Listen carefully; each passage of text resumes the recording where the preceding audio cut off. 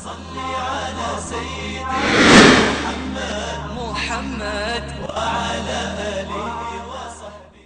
حدیث یہ ہے عزیزان گرامی، توجہ سے آپ اپنے آقا و مولا جناب محمد مصطفیٰ صلی اللہ علیہ وسلم کا ارشاد گرامی سنیں اور اندازہ کریں کہ ختم نبوت کے عقیدے کو حضور پر نور صلی اللہ علیہ وسلم نے کیسے واضح بیان فرمایا ہے۔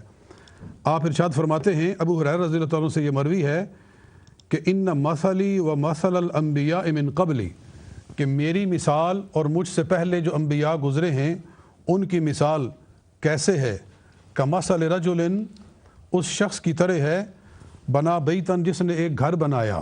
یہ ابھی سکرین پر میں کنٹرول روم والوں سے کہوں، یہ سکرین پر آ گئی ہے وہ حدیث، آ گئی ہے؟ جی آ رہی ہے، سکرین پر دیکھ سکتے ہیں سامعین و ناظرین، اچھا، بخاری شریف کے حوالہ سے۔ بخاری شریف کے حوالے سے بے شک یہ حدیث اگر آپ سکرین پہ واضح کلیئر دیکھ رہے ہیں تو یہ غالباً یہ جو سیاہ رنگ میں آپ ہائی لائٹڈ جو آپ انڈر لائنڈ الفاظ آپ دیکھ رہے ہیں وہ کیا ہیں کہ فرمایا رسول اکرم صلی اللہ علیہ وسلم نے، ان مثلی و مثل الانبیاء من قبلی، کہ مثال میری اور مجھ سے پہلے جتنے انبیاء کرام گزرے ہیں ان سب کی مثال کمثل رجل، اس شخص کی طرح ہے، بنا بیتن، جس نے ایک گھر بنایا، فاحسنہ، اسے بہت ہی پیارا بنا دیا، واجملہ، اور اسے بہت ہی جمیل مکمل کر دیا، الا موضع لبنۃ، مگر ایک پتھر کی جگہ اس نے چھوڑ دی، سارا گھر مکمل کر دیا۔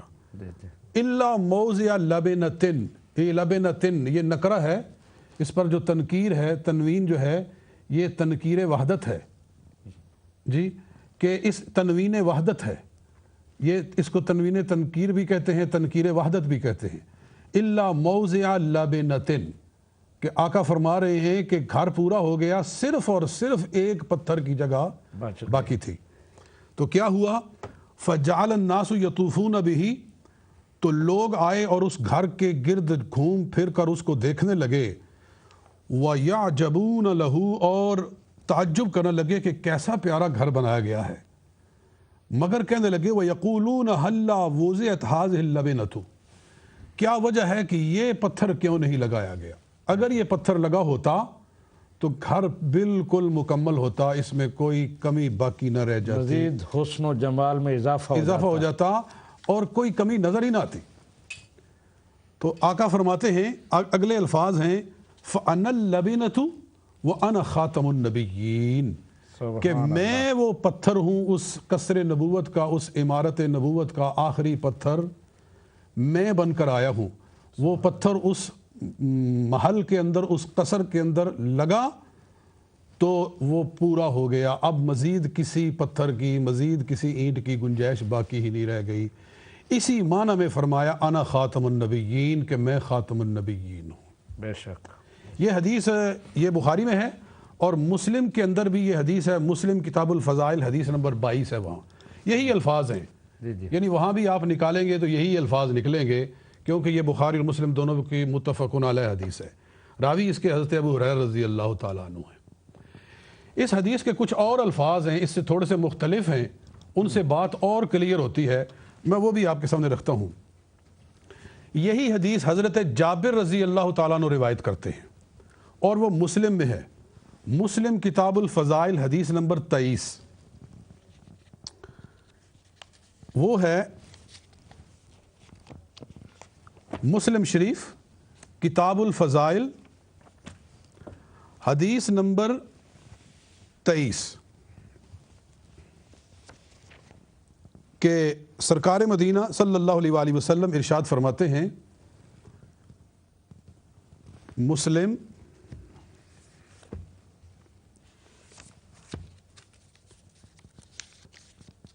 یہ کوئی بات شاید آگے، ہاں یہ ہے، وہ الفاظ بتائیں تو میں وہ دکھا دیتا ہوں، جی کون سے الفاظ جو اضافی آپ فرما رہے ہیں؟ اضافی ایسے ہیں کہ فرمایا فَأَنَا مَوْضِعَ اللَّبَنَةِ جِئْتُ فَخَتَمْتُ الْأَنْبِيَاءَ فَأَتَمَّهَا وَأَكْمَلَهَا إِلَّا مَوْضِعَ لَبَنَةٍ، یہ الفاظ ہیں۔ یہ بالکل حدیث وہ آ رہی مسلم شریف کے حوالے سے، فَأَنَا مَوْضِعُ اللَّبَنَةِ، ہاں یہ ختم تو جی یہ الفاظ میرے سامنے بھی آ گئے. یہ مسلم شریف کتاب الفضائل ہے. حضرت جابر رضی اللہ تعالیٰ اس کو روایت کرتے ہیں کہ فرمایا کہ مثلی و مثل الانبیاء، میری اور پچھلے انبیاء کی مثال کا مثل رجل بنا دارن، اس شخص کی طرح جس نے گھر بنایا، فَأَتَمَّهَا، یہ الفاظ یہاں قابل غور ہیں، فَأَتَمَّهَا کہ اس شخص نے اس گھر کو مکمل کر دیا. جی وہ گھر پورا کر دیا. یہ نبی پاک فرما رہے ہیں صلی اللہ علیہ وسلم.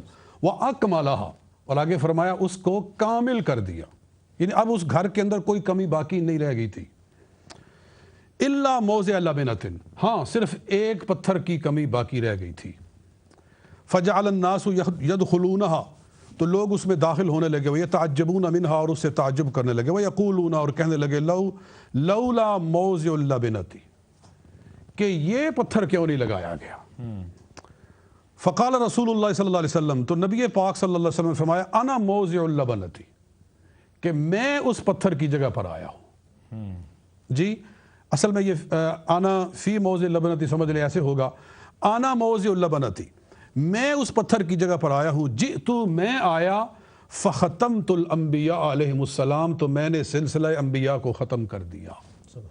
فختمت الانبیاء، ختم یختم، یعنی اس کا مطلب یہ کر صاحب کہ نبی کریم صلی اللہ علیہ وسلم جس محل کی بات کر رہے ہیں وہ اصل میں قصر نبوت ہے. ایک مثال دے رہے ہیں جی ایک مثال کے ذریعے آپ سمجھا رہے ہیں، اور اس کی وہ جو ایک اینٹ رہتی تھی وہ آپ ہیں، اور آپ کے آنے سے وہ جگہ بھی فل ہو گئی، اور اب بالکل وہ اب وہ گھر بالکل مکمل ہو گیا، بالکل کمپلیٹ ہو گیا. اب اس کے اندر کسی پتھر کا کوئی اضافہ ناممکن ہو گیا. اگر کوئی کرے گا تو وہ محل بدصورت ہو جائے گا، بدصورت ہو جائے گا، اور وہ رسول پاک کے اس واضح ارشاد کی خلاف نفی کرے گا کہ گویا حضور صلی اللہ علیہ وسلم نے معاذ اللہ جھوٹ کہا تھا. اب سرکار دو عالم صلی اللہ علیہ وسلم سے سچا اس کائنات میں کوئی نہیں ہے.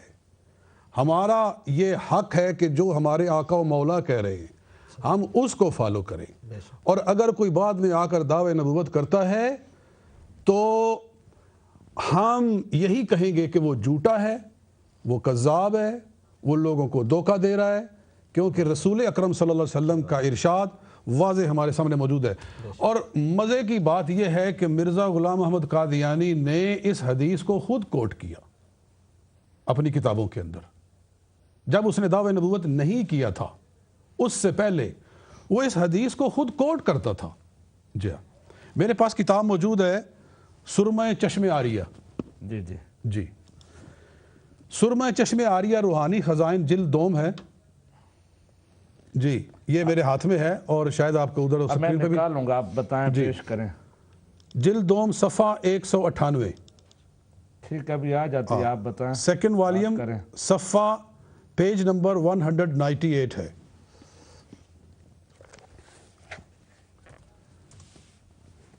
اس میں مرزا قادیانی کیا کہتا ہے،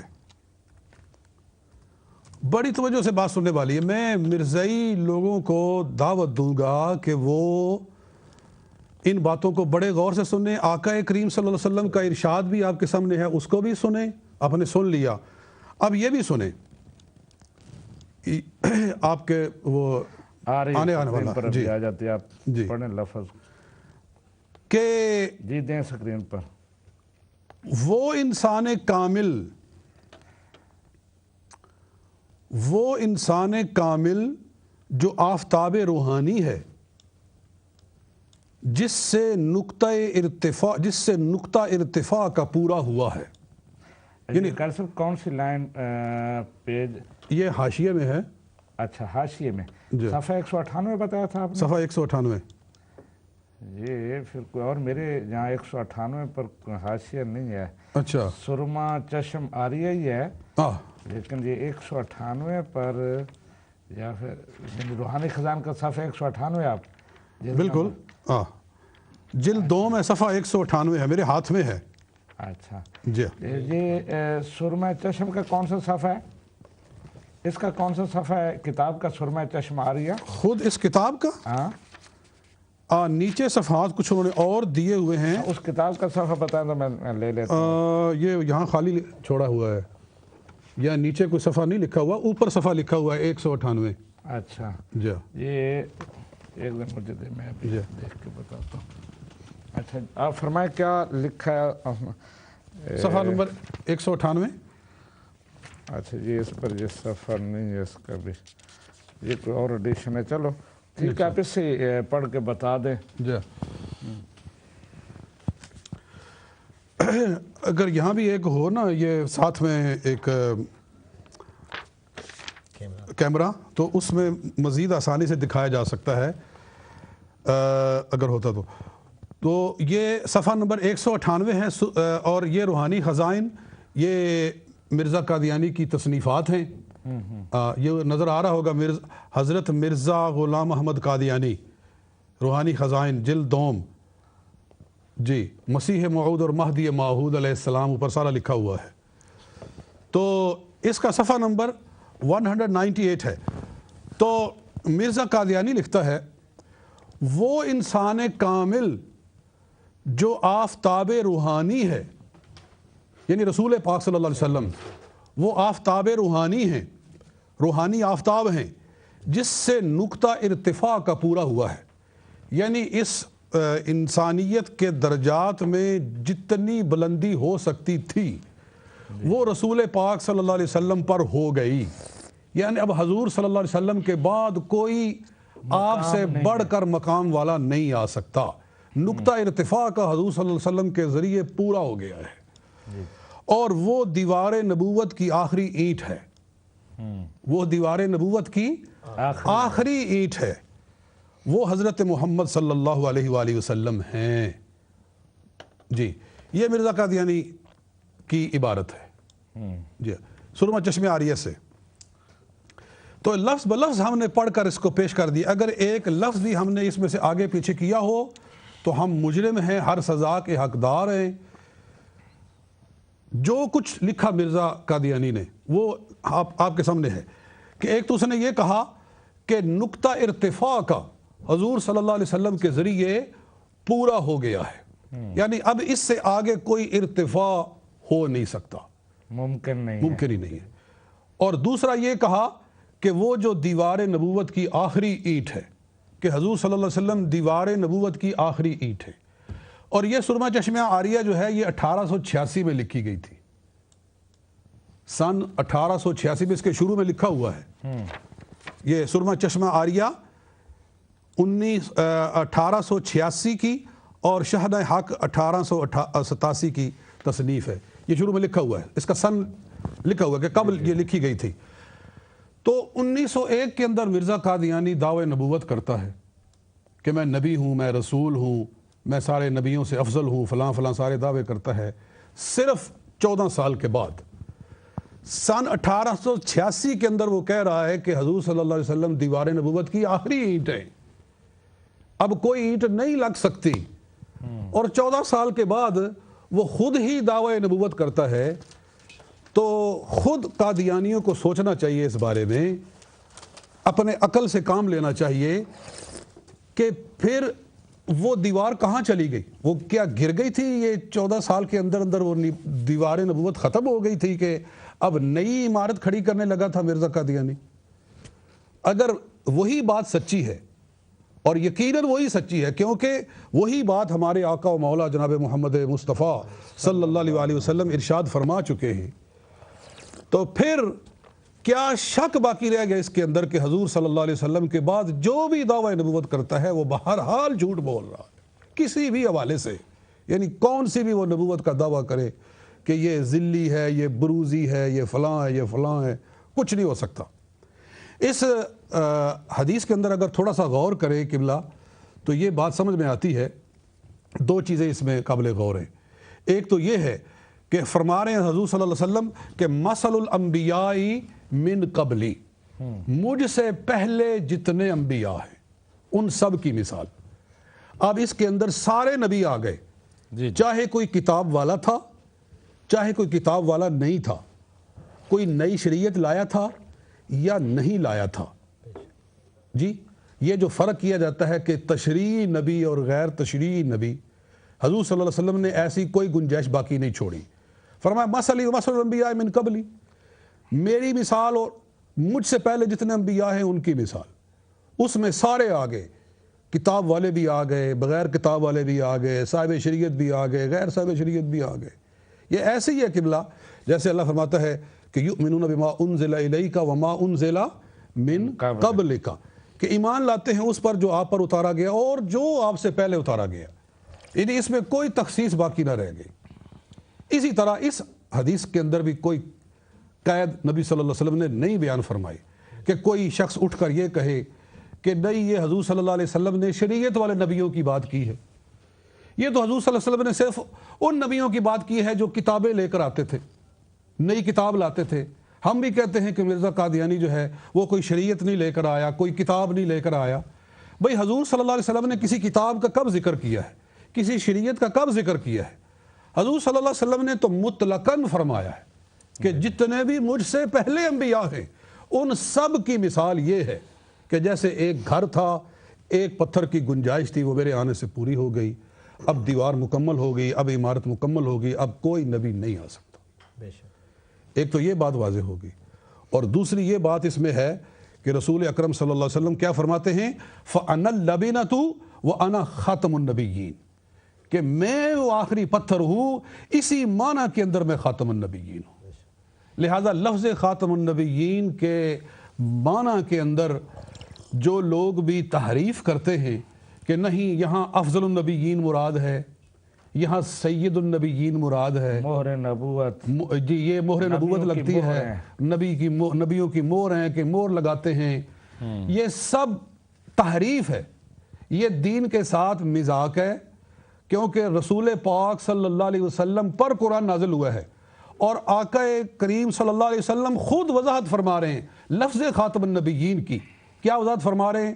کہ انا اللبینۃ وانا خاتم النبیین، کہ خاتم النبیین میں کس معنی میں ہوں؟ کہ میں وہ آخری پتھر ہوں اس عمارت کا جس کو قصر نبوت کہا گیا ہے۔ لہٰذا اب جو خاتم النبیین کے لفظ کے اندر گڑبڑ کرے گا، سمجھ لو کہ وہ رسول پاک صلی اللہ علیہ وسلم پر اترنے والے دین کو بگاڑنے کی کوشش کر رہا ہے، تحریف کر رہا ہے، اور اس کا اللہ اور اس کے رسول سے کوئی تعلق نہیں۔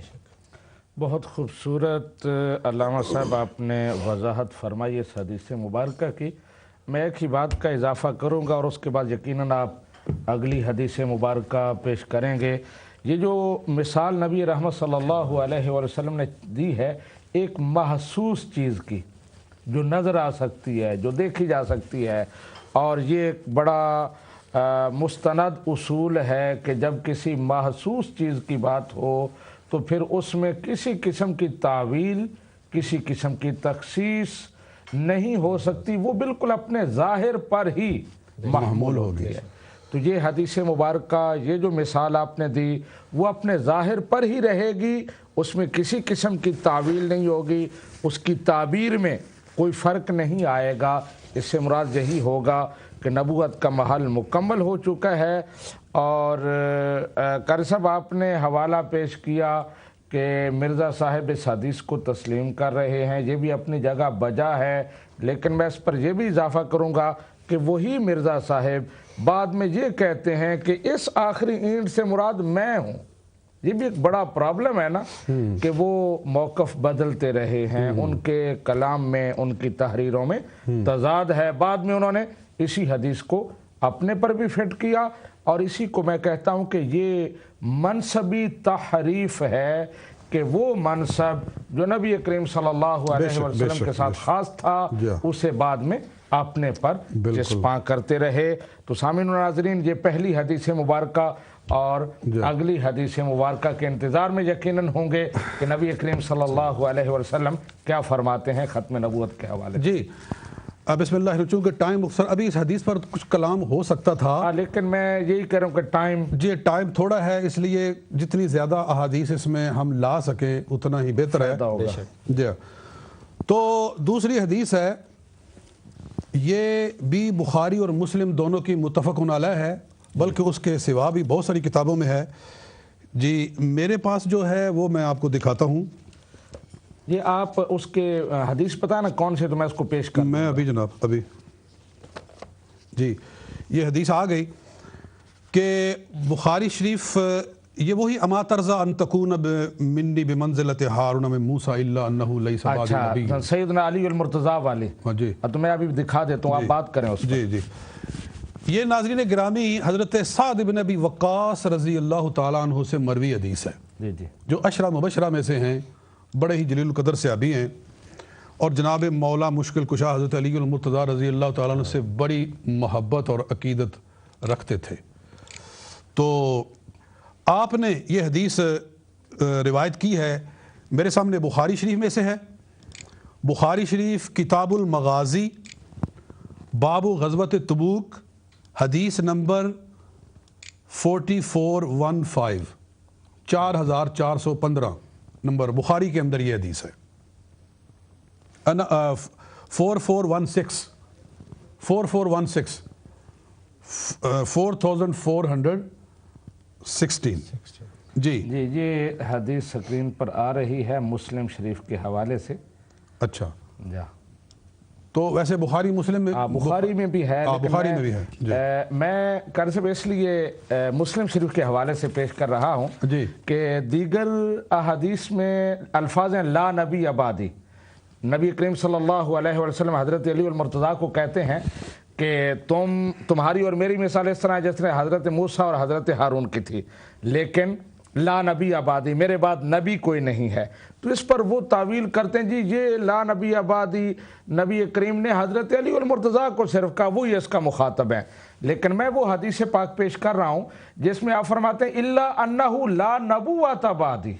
وہ بھی ہے، وہ بھی آگے لا رہا ہوں. تو میں وہی الفاظ پیش کر رہا ہوں سکرین پر جس میں نبی کریم حضرت علی المرتضیٰ کو کہتے ہیں کہ اے علی تیری اور میری مثال ایسے ہے جیسے حضرت موسیٰ اور حضرت ہارون کی تھی، لیکن میرے بعد نبوت نہیں ہے. بالکل بالکل وہ بھی ہے. جی جی.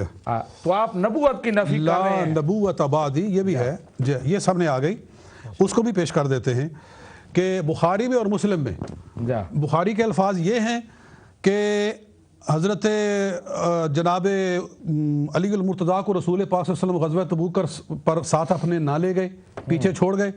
تو انہوں نے کہا کہ اتخلفنی فی الصبیان والنساء یا رسول اللہ، یا رسول اللہ آپ مجھے بچوں اور عورتوں میں چھوڑ کر جا رہے ہیں؟ میرے جیسا مجاہد غازی لڑنے والا اللہ کی راہ میں، حیدر کرار اور خدا کا شیر، تو وہ بچوں میں اور عورتوں میں بیٹھا ہوگا مدینہ پاک میں، میدان جنگ میں نہیں ہوگا.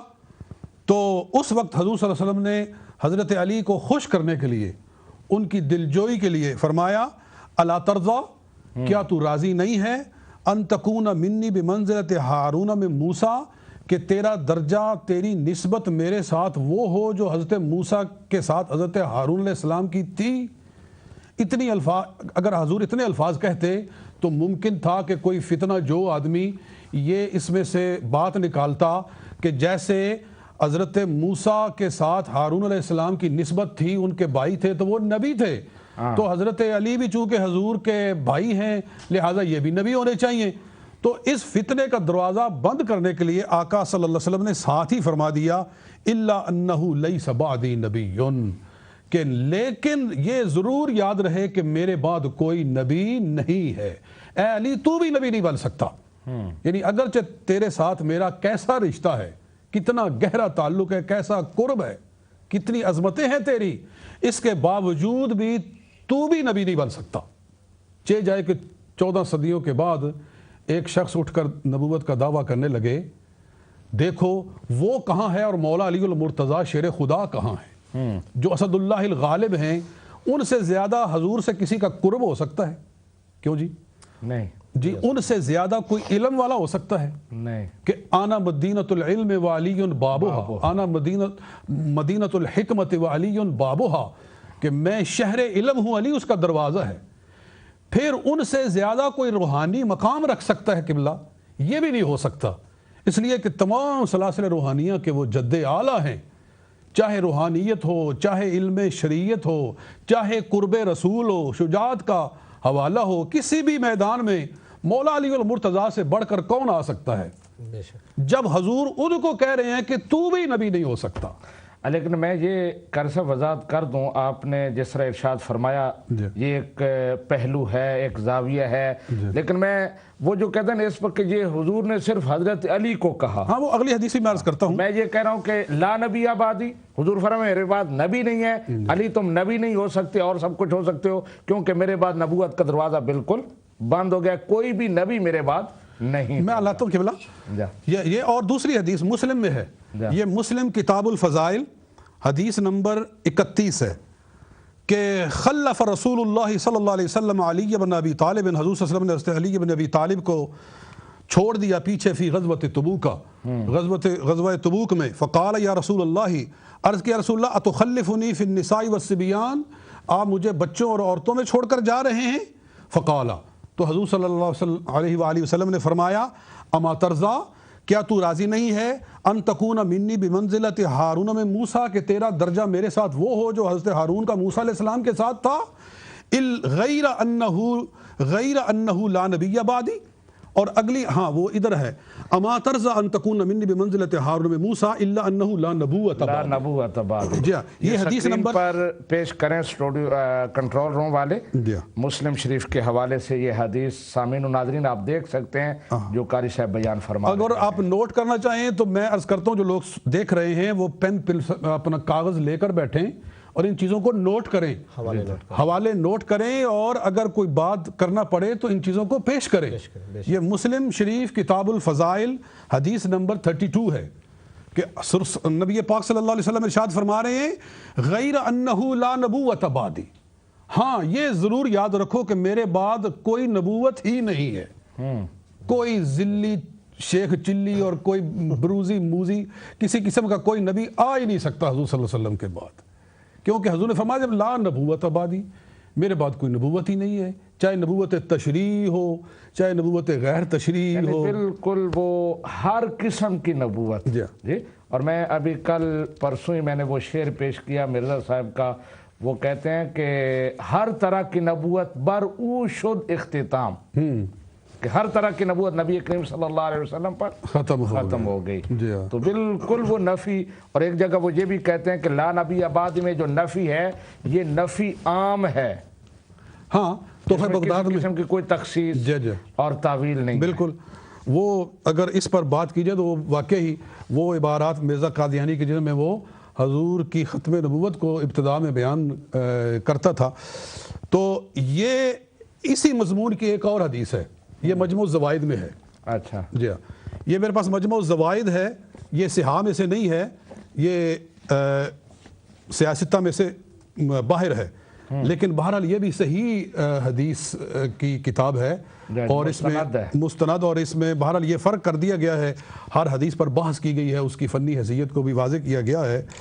تو اس میں یہ حدیث ہے کہ حضرت علی سے یہ روایت ہے، جناب مولا علی المرتضی رضی اللہ تعالیٰ فرماتے ہیں کہ سرکار صلی اللہ علیہ وسلم نے مجھے فرمایا، یہ مجمع الزوائد جلد نمبر 9 صفحہ نمبر 113 ہے۔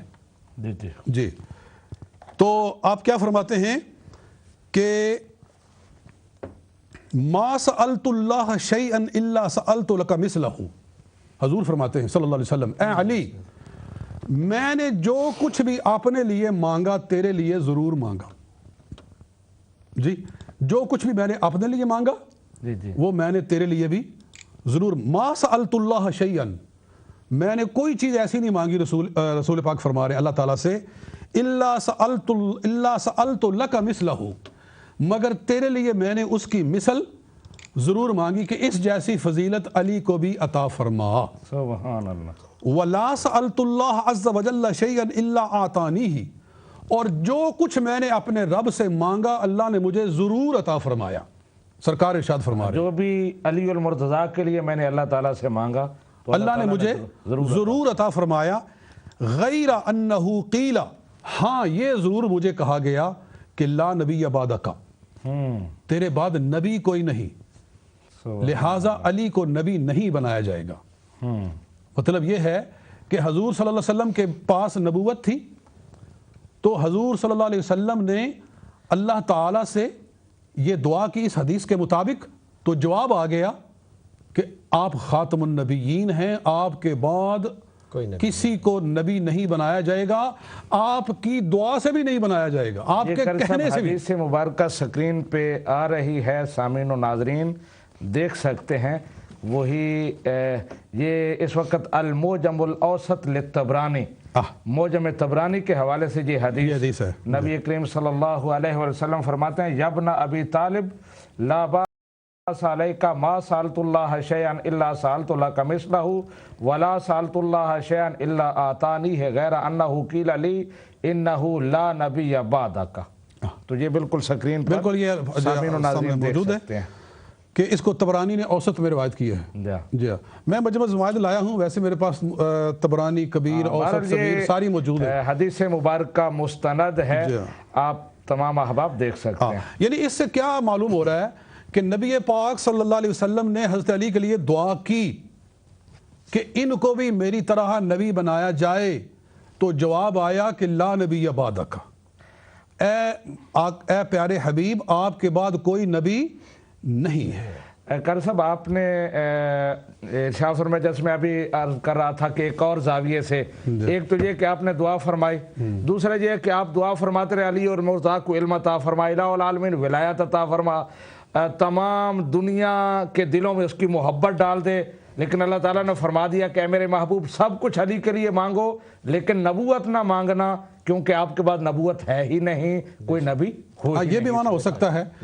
تو مطلب یہ ہے کہ رسول پاک صلی اللہ علیہ وسلم کے ساتھ جو جناب علی اور مرتضیٰ کا تعلق ہے اس کو بھی سامنے رکھو، اور 14 صدیوں کے بعد آنے والے ایک شخص کی حالت بھی سامنے رکھو، اور پھر موازنہ کرو کہ جب رسول پاک صلی اللہ علیہ وسلم سے فرمایا جا رہا ہے کہ علی کو بھی نبی نہیں بنایا جا سکتا، کیوں کہ آپ کے بعد نبوت ہی نہیں ہے، تو پھر کوئی شخص بھی اٹھ کر اگر کہے کہ میں نبی ہوں تو وہ سیدھا سادہ اللہ کے رسول کے ساتھ جنگ کر رہا ہے، اور سرکار دو عالم صلی اللہ علیہ وسلم کی ان تمام احادیث کے ساتھ مقابلہ بازی کر رہا ہے۔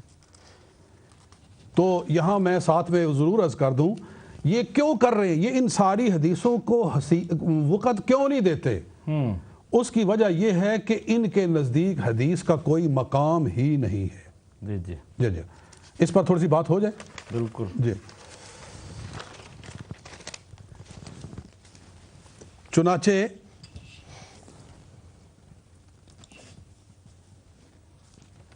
یہ ضمیمہ تحفہ گولڑویہ جلد نمبر 17، جی، روحانی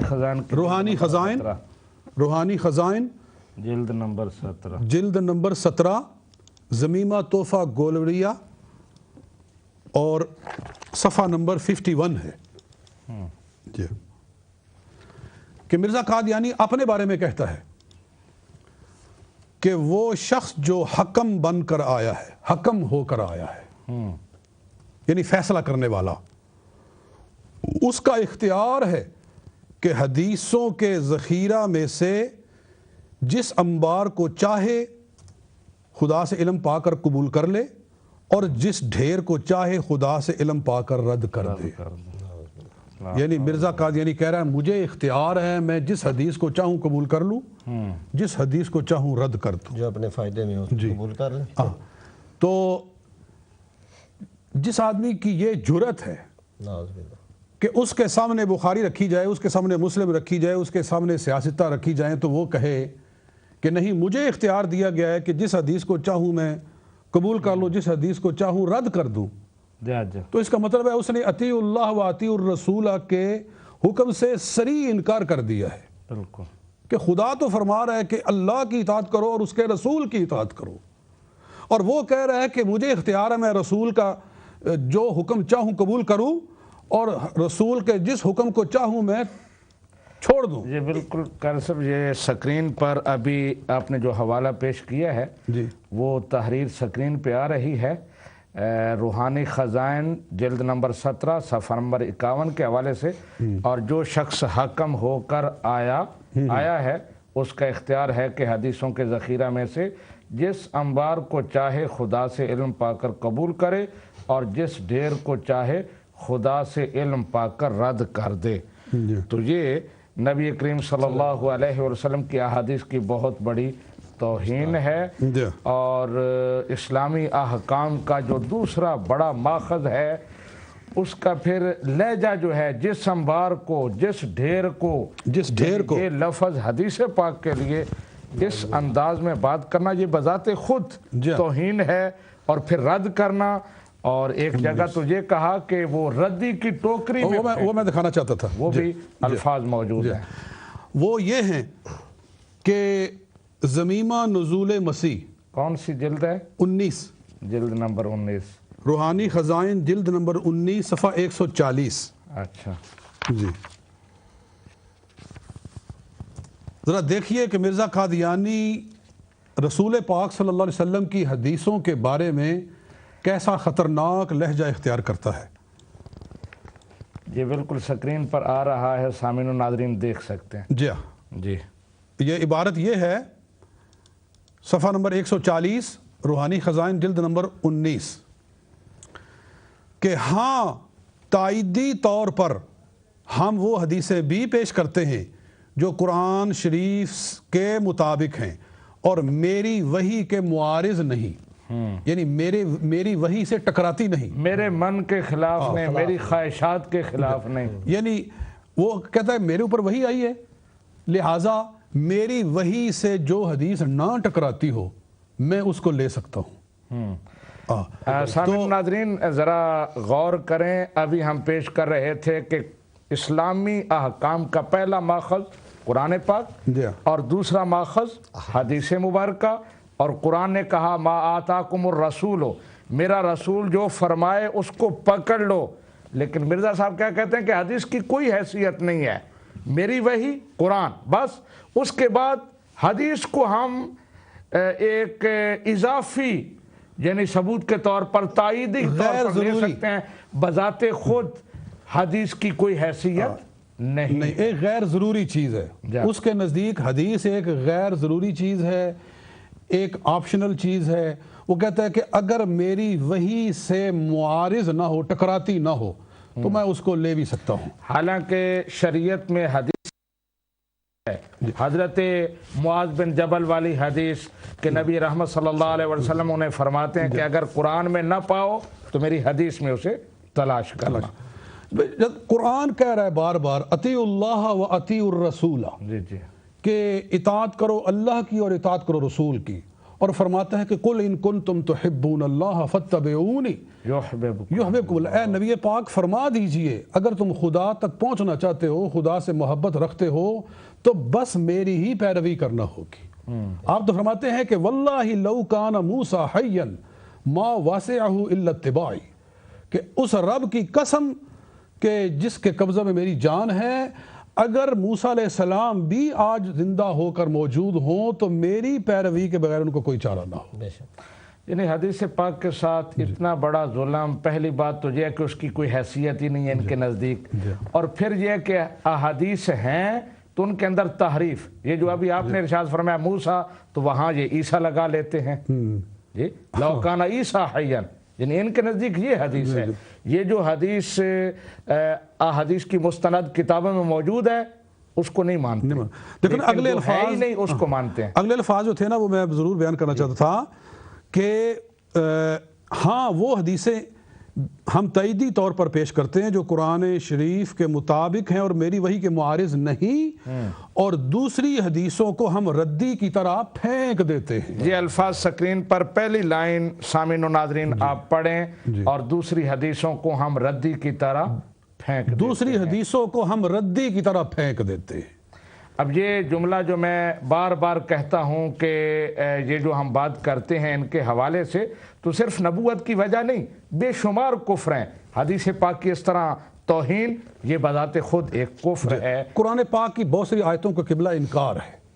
جب اللہ فرما رہا ہے کہ آمنوا باللہ و برسولہ، ایمان لاؤ اللہ پر اور اس کے رسول پر، تو اللہ کے رسول پر ایمان لانے کا مطلب کیا ہے کہ رسول جو کہے وہ تم نے ماننا ہے۔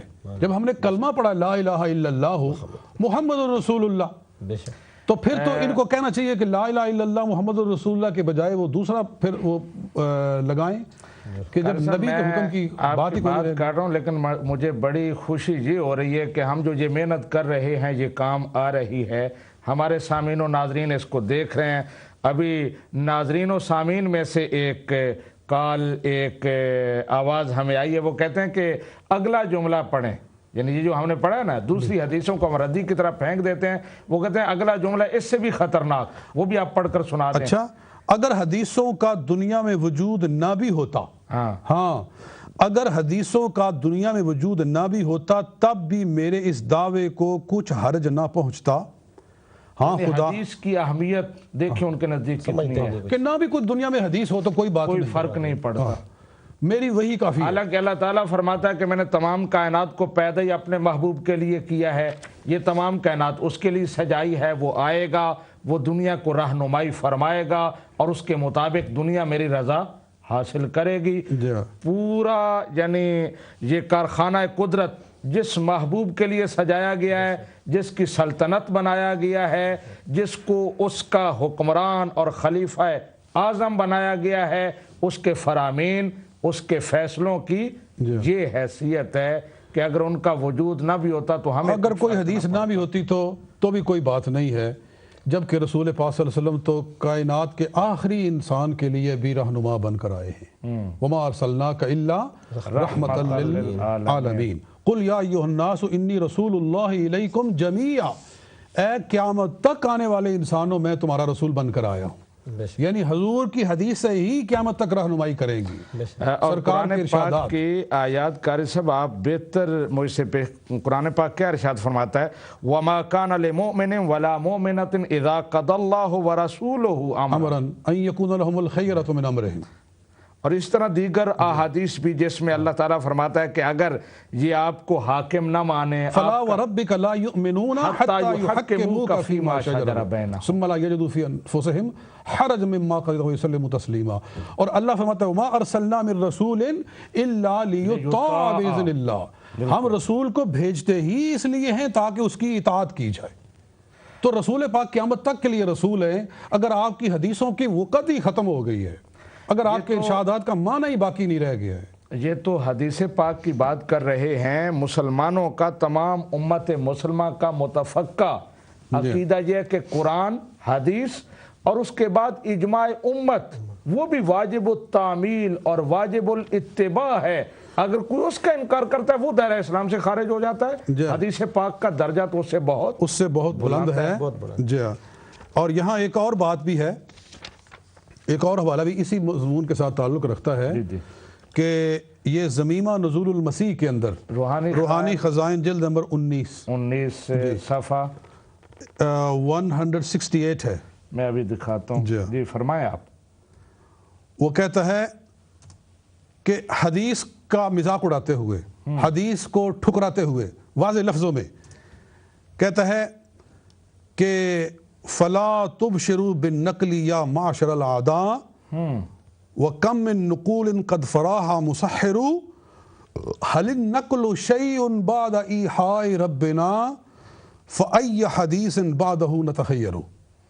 یہ سکرین پر آ رہے ہیں، یہ اشعار عربی میں ہیں، عربی میں مرزا کے، اور ان کا ترجمہ بھی لکھا ہوا ہے، سامعین و ناظرین دیکھ سکتے ہیں، پڑھ سکتے ہیں کہ وہ کہتا ہے کہ اے مخالفو محض نقلوں کے ساتھ خوش مت ہو جاؤ، اور بتیری نقلیں اور حدیثیں ہیں جو دھوکہ باز نے بنائی ہیں۔ حل النقل شیء، یہ قابل غور شعر ہے، حل النقل شیء بعد ایحاء ربنا، کہ خدا تعالیٰ کی وحی کے بعد نقل کی کیا حقیقت ہے۔ یعنی وہ کہہ رہا ہے کہ مجھ پر وحی آ گئی ہے، لہٰذا اب جتنی منقول حدیثیں ہیں، چاہے وہ صحابہ کے اقوال ہیں، چاہے وہ احادیث مصطفیٰ صلی اللہ علیہ وسلم ہیں، یہ سارا منقول ہے۔ اب ان کی کیا حقیقت ہے؟ وہ کہہ رہا ہے حدیث کی کیا حقیقت ہے، اور آگے کیا کہتا ہے فَأَيَّ حَدِيثٍ بَعْدَهُ نَتَخَيَّرُ، پس ہم خدا تعالیٰ کی وحی کے بعد کس حدیث کو مان لیں؟ یعنی خود ہی وحی بنا رہا ہے اپنے اوپر، وہی نہیں بلکہ اپنا اس کی طبیعت، اس کی من گھڑت بنا رہا، بلکہ قرآن پاک جس طرح فرماتا ہے کہ شیطان اپنے اولیاء کی طرف وحی کرتا ہے، وَإِنَّ الشَّيَاطِينَ لَيُوحُونَ إِلَىٰ أَوْلِيَائِهِمْ۔ جی ہاں، تو یہ باتیں ہر مسلمان کے لیے دعوت فکر ہیں کہ وہ کہہ رہا ہے کہ ہم جب میرے پر وحی آ گئی تو فَأَيَّ حَدِيثٍ بَعْدَهُ نُتَخَيَّرُ، اب ہم کس حدیث کو مانیں؟ اور بالخصوص مرزا صاحب کے فالورز کے لیے دعوت فکر ہے کہ یہاں کالرز آتے ہیں، جی ہم یہ پڑھ کے سنانا چاہتے ہیں مرزا صاحب رسول اللہ سے کتنی محبت کرتے تھے۔ کل ہی ایک صاحب فون کر کے بتا رہے تھے شاہ صاحب کے پروگرام میں کہ اہل بیت اطہار سے ان کو کتنی محبت سی، نبی رحمت سے کتنی محبت تھی۔ تو یہ وہ محبت ہے، یہ اس کی حقیقت ہے جو آپ کے سامنے پیش کی جا رہی ہے کہ جس سے محبت ہوتی ہے اس کے فرامین سے محبت ہوتی ہے، اس کی ہر ادا سے محبت ہوتی ہے، اور جو حدیث مصطفیٰ کو ردی کی ٹوکری میں ڈال رہا ہو اور اس کے کہتا ہوں کہ اس کے جس ڈھیر کو چاہوں رد کر دوں، جس انبار کو چاہوں قبول کر لوں، جو حدیث کو یہ حیثیت دیتا ہے وہ اس حدیث کے فرمانے والے جس کے وہ فرامین ہیں ان کی کتنی عزت کرتا ہے، اس کا اندازہ لگایا جا سکتا ہے۔ جس سے محبت ہو اس کے تو حکم پر جان دی جاتی ہے، ایک ایک لفظ اور حرف سے، اس کی زبان سے جو کلمہ نکل گیا وہ ہمارے لیے تقدیر ہے، آخری فیصلہ ہے، جان بھی قربان ہے اس پر، اس کو پورا کرنے کے لیے۔ ہر مسلمان کے لیے صحیح حدیث کا ماننا اسی طرح ضروری ہے جیسے کہ قرآن کا ماننا ضروری ہے۔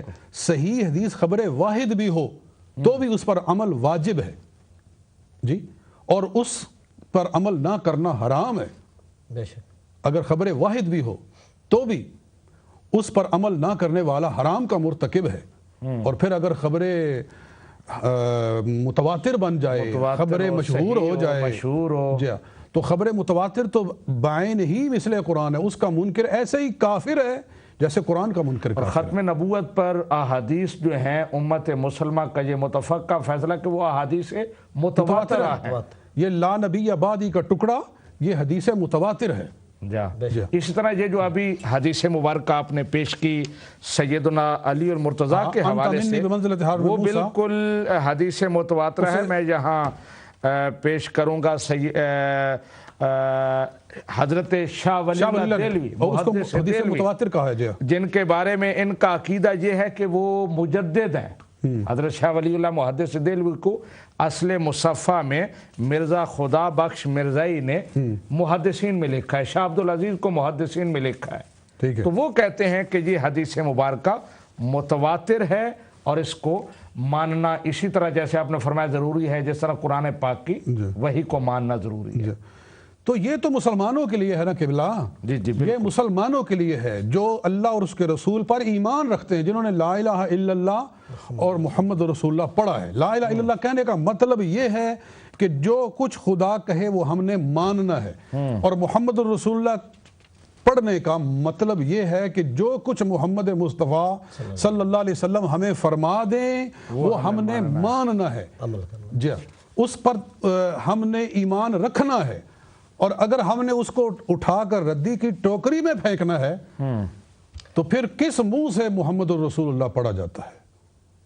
یعنی یہ دھوکہ نہیں ہے تو اور کیا ہے؟ اصل محبت نہیں ہے، یہ لوگوں کو جو سادہ لوگ ہیں نا جن کے پاس علم نہیں ہے، یہ ان کو پھنسانے کا ایک طریقہ ہے پھندا۔ کہتے ہیں کہ دیکھو ہم بھی نبی سے پیار کرتے ہیں۔ زندگی میں کسی نے ایسا غلام نہ دیکھا ہوگا جو کہے میں آقا سے پیار تو کرتا ہوں، جب آقا کی برتری کی بات آئے تو بولے آقا کے بعد 3000 معجزے تھے، میرے پاس تو 3 لاکھ ہیں۔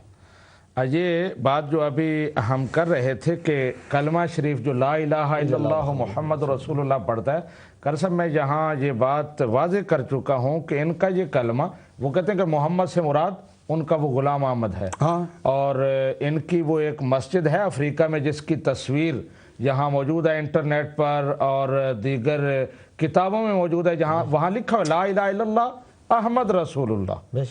جی یہ بالکل واضح ہے کہ وہ کلمہ میں بھی نبی کریم صلی اللہ علیہ وسلم مراد نہیں لیتے، بلکہ اپنے من کا معنی مراد لیتے ہیں، اپنی مرضی کا معنی مراد لیتے ہیں، وہ نہیں لیتے جو مسلمان۔ اور ویسے بھی وہ جو ایک غلطی کا اظہار میں انہوں نے کہا ہے کہ محمد الرسول اللہ میں مجھے محمد الرسول کہا گیا، اس کا مخاطب میں ہوں، مصداق میں ہوں۔ قرآن میں جہاں جہاں محمد آیا نعوذ باللہ میں ہوں، یہ کیسے ممکن ہے کہ اگر قرآن میں جہاں جہاں محمد لکھا ہے تو یہ اس کا مطلب یہ ہے کہ جب وہ محمد کا نام پڑھتے ہیں تو مرزا کو تصور کرتے ہیں نا، کیسے ممکن ہے وہ کلمے بھی صرف نہیں سمجھیں گے؟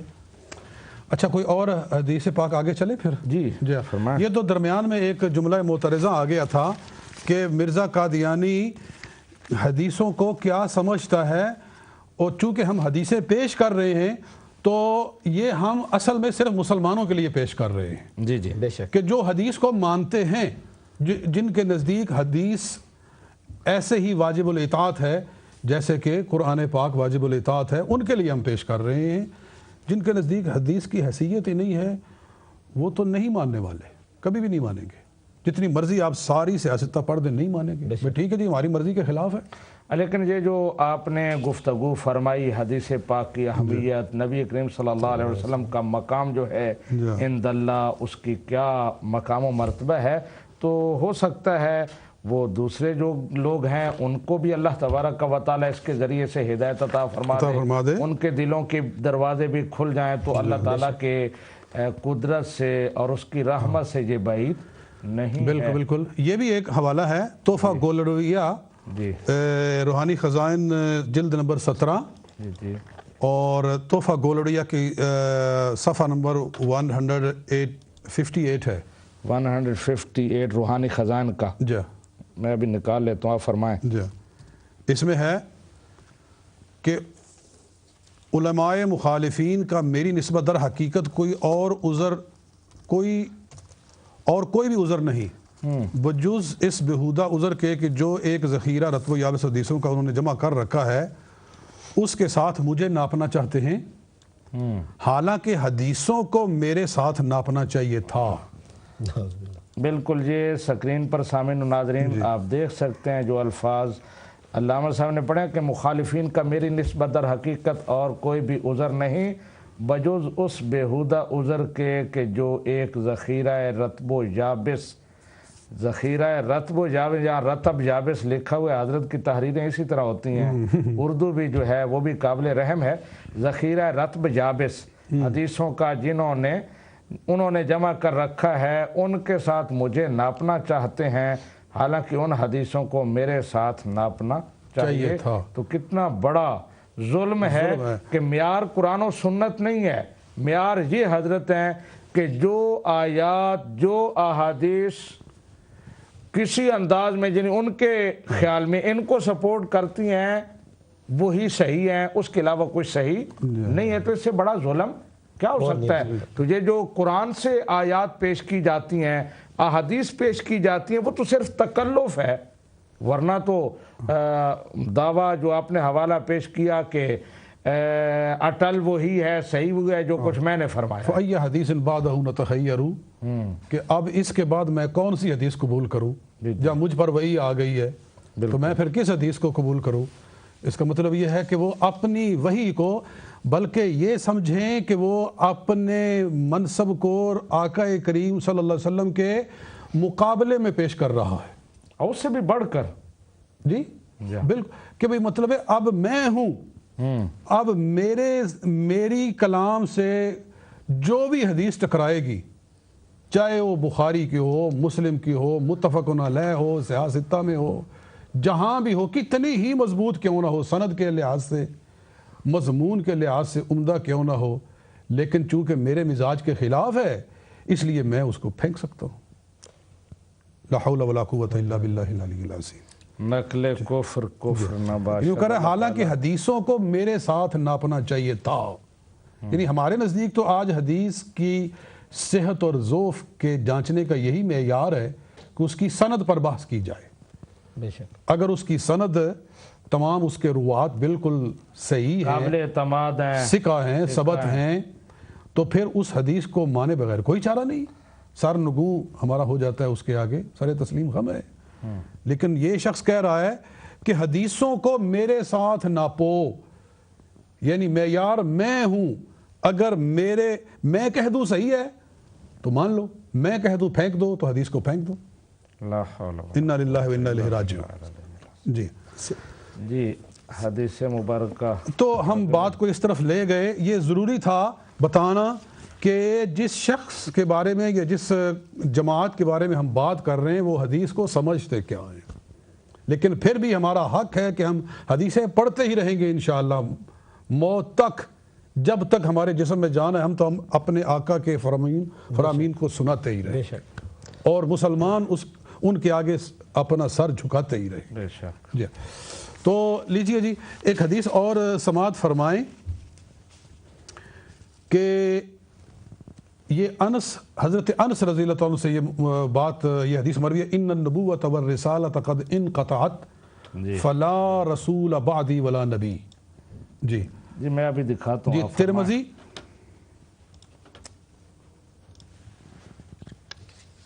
ہاں یہ میرے سامنے ترمذی کے اندر یہ حدیث ہے، اور ابھی آپ کو سکرین پر بھی عوام کو اس کا معنی و مفہوم تو میں دکھا دیتا ہوں۔ جی جی کہ ترمذی شریف باب الرؤیا، ابواب الرؤیا، پہلا دوسرا نمبر باب ہے باب ذہبت النبوۃ و بقیت المبشرات۔ یہ حدیث ہے حضرت انس، حدثنا انس بن مالک، حضرت انس بن مالک نے ہمیں یہ حدیث بیان کی ہے، قال رسول اللہ صلی اللہ علیہ وسلم، یہ سکرین پر ابھی حدیث آ رہی ہے، دیکھ سکتے ہیں سامعین و ناظرین۔ ہاں جی فرمائیں کہ قال رسول اللہ صلی اللہ علیہ وسلم، فرمایا آقا دو جہاں صلی اللہ علیہ وآلہ وسلم نے، ان الرسالۃ والنبوۃ قد انقطعت، نبوت اور رسالت ختم ہو چکی، فلا رسول بعدی ولا نبی، تو میرے بعد نہ کوئی رسول ہے نہ کوئی نبی ہے۔ اور یہاں علماء بحث کرتے ہیں کہ رسول اور نبی کے درمیان میں عام خاص مطلق کی نسبت ہے کہ رسول ایک مخصوص یعنی ہر رسول نبی ہوتا ہے، ہاں ہر نبی رسول نہیں ہوتا، رسول نہیں جی ہوتا، عام خاص مطلق کہ بھئی رسول کا درجہ ایک بڑا ہوتا ہے، نبی ہر وہ ہے جس کو اللہ تعالیٰ بذریعہ یعنی جب جبریل امین نبوت کی نفی کر دی جائے، رسول کی نبی کی نفی کر دی جائے تو رسول کی نفی بذات خود ہو جاتی ہے، ہے، لیکن جہاں تو حضور نے دونوں کی نفی کر دی، ولا رسول ولا نبی، اور پہلے کہا ان الرسالۃ والنبوۃ قد انقطعت، یعنی ختم نبوت کے مسئلہ کو حضور نے اتنی اہمیت دی، اتنا قطعیت کے ساتھ گورے کلی یوں بیان کیا کہ رسالت، نبوت، سب کچھ قد انقطعت، میرے کہ نبوت اور رسالت کٹ چکی، ختم ہو چکی، انقطع، یعنی وہ سلسلہ مکمل ہو گیا، اب اس کے بعد کسی قسم کی کوئی رسالت، کسی قسم کی کوئی نبوت اب باقی نہیں رہ گئی۔ وہ جو حضرت عیسیٰ علیہ السلام کی بات کرتے ہیں کہ انہوں نے آنا ہے، یعنی آج آ کے ان کے پاس یہی ایک بہانہ ہے کہ جی اگر نبوت ختم ہو گئی ہے تو پھر عیسیٰ علیہ السلام کیسے آئیں گے؟ بھائی عیسیٰ علیہ السلام پہلے سے نبی بن چکے ہیں، بطور نبی مبعوث ہو چکے ہیں، حضور صلی اللہ علیہ وسلم کے بعد کسی کو نبوت دی نہیں جائے گی، کسی کو نبوت کے منصب پر لایا نہیں جائے گا، وہ پہلے سے نبوت کا درجہ پا چکے ہیں، لہٰذا ان کے بعد آنے سے حضور صلی اللہ علیہ وسلم کی نبوت اور رسالت میں اور خاتمیت میں کوئی فرق نہیں آتا۔ یہ ایک چھوٹا سا بچہ بھی سمجھ سکتا ہے اس بات کو۔ تو فرمایا کہ ان الرسالۃ والنبوۃ قد انقطعت، رسالت اور نبوت کٹ چکی ہیں، فلا رسول بعدی ولا نبی، میرے بعد نہ کوئی رسول ہے نہ میرے بعد کوئی نبی ہے۔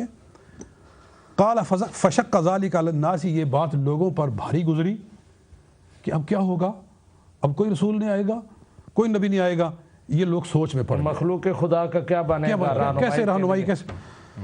قال لیکن المبشرات، حضور صلی اللہ علیہ وآلہ وسلم نے فرمایا ہاں مبشرات چلتی رہیں گی، مبشرات۔ فقالوا یا رسول اللہ وما المبشرات، صحابہ نے عرض کیا یا رسول اللہ مبشرات کیا ہیں؟ فرمایا رؤیا المسلم، وہ مسلمان کا خواب ہوتا ہے، مسلمان کا خواب ہوتا ہے، وہی جزء من اجزاء النبوتی، اور وہ نبوت کے اجزاء میں سے ایک جز ہے۔ جی اچھا خواب، یعنی انبیاء کو اللہ تعالیٰ جن سورسز سے علم عطا فرماتا تھا ان میں سے ایک اچھا خواب بھی ہے۔ حضور صلی اللہ علیہ وسلم فرماتے ہیں کہ ابتدا میں مجھے اچھے خواب آئے تھے، اس کے بعد پھر سارا سلسلہ چلا تھا، تو فرمایا اچھے خوابوں کا سلسلہ جاری رہے گا۔ اب یہاں سے کچھ لوگوں نے اپنا الو سیدھا کرنے کی کوشش کی کہ ہاں مطلب ہے کہ نبوت کا کوئی جز تو پھر باقی ہے ہی نا. جی جب حضور نے فرما دیا کہ اچھا خواب بھی نبوت کے اجزاء میں سے ایک جز ہے تو اس کا مطلب ہے نبوت کی کوئی جز تو ہے ہی نا. تو پھر مسئلہ تو چل رہا ہے ہمارا. تو دیکھیے یہ ایک دھوکہ بازی ہے. میں کہوں کہ میرے پاس ایک ورقہ ہے تو کیا اس کا یہ معنی ہے کہ میرے پاس پوری کتاب ہے؟ کسی کے پاس ایک اینٹ ہو تو کیا وہ دعویٰ کر سکتا ہے کہ میرے پاس پورا محل ہے؟ جی ایک اینٹ جز ہے ایک محل کی, تو جس کے پاس ایک اینٹ آ جائے کیا وہ پورے محل کے ہونے کا دعویٰ کر سکتا ہے؟ یعنی اس کو میں کنسپٹ یوں عوام کے لیے بیان کروں گا کہ اگر یہ کہا جائے کہ رسول جو ہے وہ انسان ہوتا ہے تو اب ہر انسان کہ کیونکہ میں بھی انسان ہوں, آپ نے کہا کہ رسول انسان ہوتا ہے, میں بھی انسان ہوں لہذا میں بھی نبی ہوں, تو یہ کوئی ماننے والی بات نہیں ہے. یعنی رسول انسان ہوتا ہے لیکن ہر انسان رسول نہیں ہوتا. اور اسی کے ساتھ ایک اور حدیث ہے مجموع الزوائد میں ہے کہ رسول پاک صلی اللہ علیہ وآلہ وسلم ارشاد فرماتے ہیں عمل صالح بھی نبوت کے اجزاء میں سے ایک جز ہے. یہ حدیث ہے نا, فرمایا عمل صالح بھی نبوت کے اجزاء میں سے ایک جز ہے کہ جو انبیاء ہوتے ہیں صالحین ہوتے ہیں. اس میں کیا شک ہے؟ انبیاء سے زیادہ کون صالح ہو سکتا ہے؟ تو اس کا مطلب یہ نہیں کہ ہر صالح نبی ہو جائے گا نہیں جی. تو اگر اچھے خواب جو ہیں وہ چل رہے ہیں, لوگوں کو آج بھی اچھے خواب آتے ہیں, فرمایا رسول پاک صلی اللہ علیہ وسلم نے اس حدیث کا مطلب یہ ہے کہ انبیاء کرام کو جو اللہ تعالیٰ علوم کے ذرائع عطا فرماتا تھا ان میں سے ایک اچھا خواب بھی ہوتا تھا, وہ تو چلتا ہی رہے گا اور کچھ نہیں چلے گا. تو اس سے کوئی نبوت نہیں چل سکتی کیونکہ سرکار نے ابتدا میں خود کہہ دیا کہ ان الرسالۃ والنبوۃ قد انقطعت. اب اچھے خوابوں والا اپنے آپ کو نبی نہیں بنا سکتا, رسول نہیں بنا سکتا. تھوڑی سی وضاحت فرما دیں کہ مسلمان کا جو خواب ہے وہ اس کے لیے تو کوئی رہنمائی کا ذریعہ, علم کا ذریعہ بن سکتا ہے, لیکن ہر مسلمان کا خواب کوئی شرعی احکام کا منبع نہیں ہے کہ اس پر بنیاد رکھی جائے شرعی احکام کی اور دوسروں کے لیے وہ واجب التعمیل یا واجب الاتباع ہو. ایسا مسئلہ نہیں ہے, وہ اس کا پرسنل معاملہ ہے, اس کے لیے بھی حجت نہیں ہے. وہ شرعی احکام میں حجت نہیں ہے. ذاتی معاملات میں جس طرح یہ ہے کہ آپ استخارہ کر لیں, کوئی کام شروع کرنا ہے تو خواہ میں آپ کو رہنمائی ہو جائے گی, یہاں تک وہ رہنمائی ہے. شرعی احکام میں اس کی کوئی حیثیت نہیں. وہ جو جس کو اشارہ خواہ میں ہوتا ہے اس پر بھی اس اشارے پہ عمل کرنا لازم نہیں ہے کہ بھی مجھے اشارہ ہوا ہے اللہ کی طرف سے تو مجھ پر اس پہ عمل کرنا فرض ہو گیا, لازم ہو گیا, یہ کہیں نہیں ہے. جی بالکل, وہ اشارہ خود اس بندے کے لیے بھی حجت نہیں ہے کہ جس کو اشارہ ہوا ہے چاہے جائے کہ وہ کسی اور کو دعوت دے کہ میرے اوپر یہ بات آئی ہے لہذا مانو, اگر مانو گے تو مسلمان ہو, نہیں مانو گے تو کافر ہو. جی علامہ صاحب مرزا نے خود یہ تائید کی ہے آئینہ کمالات اسلام روحانی خزائن جلد 5 صفحہ 377 پہ کہتا ہے اللہ کے یہ شیان شان نہیں کہ خاتم النبیین کے بعد نبی بھیجے اور مناسب نہیں کہ سلسلہ نبوت از سر شروع کرے بعد اس کے کہ اسے قطع کر چکا ہے اور بعض احکام قرآن کے منسوخ کر دے اور ان پر بڑھا دے. آئیے میں وہ پچھلے پروگرام میں جب آیات قرآنیہ پیش کی تو میں نے یہ سارے حوالے پیش کیے تھے کہ کس طرح وہ خود اس بات کی گواہی دیتے ہیں کہ اللہ تعالیٰ نے نبوت کا سلسلہ, رسالت کا سلسلہ ختم کر دیا, وہی منقطع ہو چکی ہے, دوبارہ جبرائیل نہیں آئیں گے. ایک جگہ کہتا ہے کہ وہ شخص لعنتی ہے جو آن حضرت صلی اللہ علیہ وسلم کے سوائے آپ کے بعد کسی اور کو نبی یقین کرتا ہے اور آپ کے ختم نبوت کو توڑتا ہے. بے شک. تو یہ ادب خود ہی اپنے چنگل میں آ جاتا ہے. وہ ساری باتیں ہیں, اب کون سی پیش کی جائے. اگر اسی بات کو لیا جائے صفحہ نمبر 412 میں, اب اپنے موضوع سے ہٹ جائیں گے. آپ احادیث جو ہم بات کر رہے ہیں اور احادیث مبارکہ, یہ حدیث اسی مضمون کی دوسری حدیث ہے, رسالت کا ختم ہو جانا, نبوت کا منقطع ہو جانا. یہ ابن ماجہ کی حدیث ہے, ابن ماجہ ابواب و تعبیر الرؤیا. الفاظ فرمایا تو میں نے کہا ام کرز کعبیہ رضی اللہ تعالیٰ عنہ کہتی ہیں سمعت رسول اللہ صلی اللہ علیہ وسلم یقول ذہبت النبوۃ وبقیت المبشرات. جی سرکار دو عالم صلی اللہ علیہ وسلم نے فرمایا، یہ کرز کعبیہ صحابیہ ہیں، کہتی ہیں میں نے خود سنا رسول پاک صلی اللہ علیہ وآلہ وسلم سے، آپ فرما رہے تھے ذہبت النبوۃ، جی جی نبوت جاتی رہی، نبوت چلی گئی، جی اب نبوت نہیں آئے گی. یعنی کوئی شخص، ابن ماجہ آپ نے فرمایا، ابن ماجہ، ٹھیک ہے، ابن ماجہ کی حدیث ہے کہ ذہبت النبوۃ، نبوت جاتی رہی. یہ سکرین پر سامعین و ناظرین آپ یہ الفاظ دیکھ سکتے ہیں ابن ماجہ کے حوالے سے. نبی کریم صلی اللہ علیہ وسلم کا فرمان کہ ذہبت النبوۃ وبقیت المبشرات، نبوت جاتی رہی، وبقیت المبشرات، صرف اچھے خواب باقی رہ گئے، بس یہ باقی رہ گئے، لیکن نبوت جاتی رہی. ٹھیک، مطلب یہ ہے کہ اب اچھے خوابوں والا بھی اپنے آپ کو نبی نہیں بنا سکتا، کیونکہ نبوت جاتی رہی. تو یارو ہم تو رسول اکرم صلی اللہ علیہ وسلم کا ایک حکم بھی ہمارے لیے سب کچھ قربان کرنے کے لیے کافی ہے، اور یہاں تو رسول اکرم صلی اللہ علیہ وسلم کی حدیثوں کی لائنیں لگی ہوئی ہیں، ایک حدیث نہیں 20 حدیثیں. اور میں نے عرض کیا ہے کہ میرے جیسے، جی سینکڑوں حدیثیں ہیں، میرے جیسے ناقص العلم نے وہ ایک کتاب لکھی ہے، اس کا نام ہے ختم نبوت اور قادیانیت. وہ میں نے ضیاء القرآن پبلیکیشنز کو دی ہے چھپنے کے لیے. وہ کب چھاپتے ہیں یہ ان کا مسئلہ ہے، میں تو ان کو کہتا ہوں کہ وہ جلدی چھاپیں. اس کے اندر میں نے 250 احادیث جمع کی ہیں، 250، جی پورے ذخیرہ حدیث کو کھنگالا ہے، اور کئی مہینے صرف کیے ہیں اس موضوع پر. تو اتنا مواد موجود ہے اس موضوع کے اوپر. تو پتہ نہیں، بات وہی ہے نا کہ جب وہ حدیث کو سمجھتے ہی کچھ نہیں، جب وہ حدیث کو کہتے ہیں کہ ردی کی ٹوکری میں پھینکو کیونکہ ہماری مرضی کے خلاف ہے. میں وہ قاری صاحب کہا کرتا ہوں کہ بڑا عجیب سا مسئلہ ہے کہ رد کرنے پہ آئیں تو سب کو رد کر دیں، اور جب بیس بنائیں تو ان اقوال کو بنائیں جن کی کوئی بیس ہی نہیں ہے، جو مردود ہیں، جن کو پوری امت نے رد کیا ہے، نہیں مانا، ان کو بیس بنا لیں گے. وہ جو قول ہے حضرت ابن عباس کا، جی جی، کہ لو عاش ابراہیم لکان صدیقا نبیا، یہ ابن ماجہ ہی میں ہے. جی جی، کہ وہ ابن عباس کا قول ہے، حضرت ابن عباس رضی اللہ تعالیٰ عنہ کا، ان کی طرف صرف منسوب ہے، ان کا قول ہے نہیں، ان کی طرف منسوب ہے. پھر یہ بھی قاری صاحب اس کا مفہوم دیکھیں نا جی، لو کانا، اگر ہوتے، وہ کیوں نہیں ہے؟ اللہ تعالیٰ نے کیوں ان کو بچپن میں اٹھا لیا؟ کیونکہ نبوت کا سلسلہ بند ہو چکا. اور پھر بخاری شریف میں اسی کی وضاحت موجود ہے. وہ حضرت ابن ابی اوفا کا قول، ان سے پوچھا گیا کہ تم نے ابراہیم نبی کریم صلی اللہ علیہ وسلم کے بیٹے کو دیکھا؟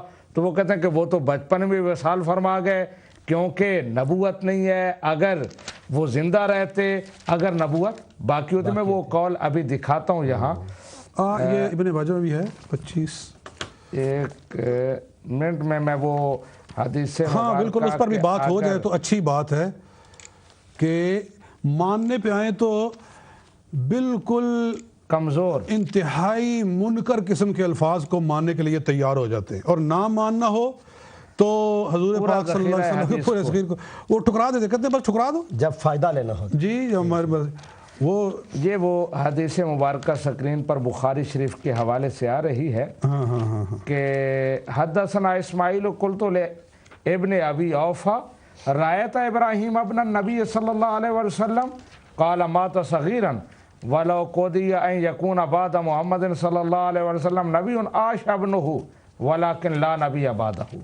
کہتے ہیں کہ وہ بچپن میں مر گئے تھے، وفات پا گئے تھے.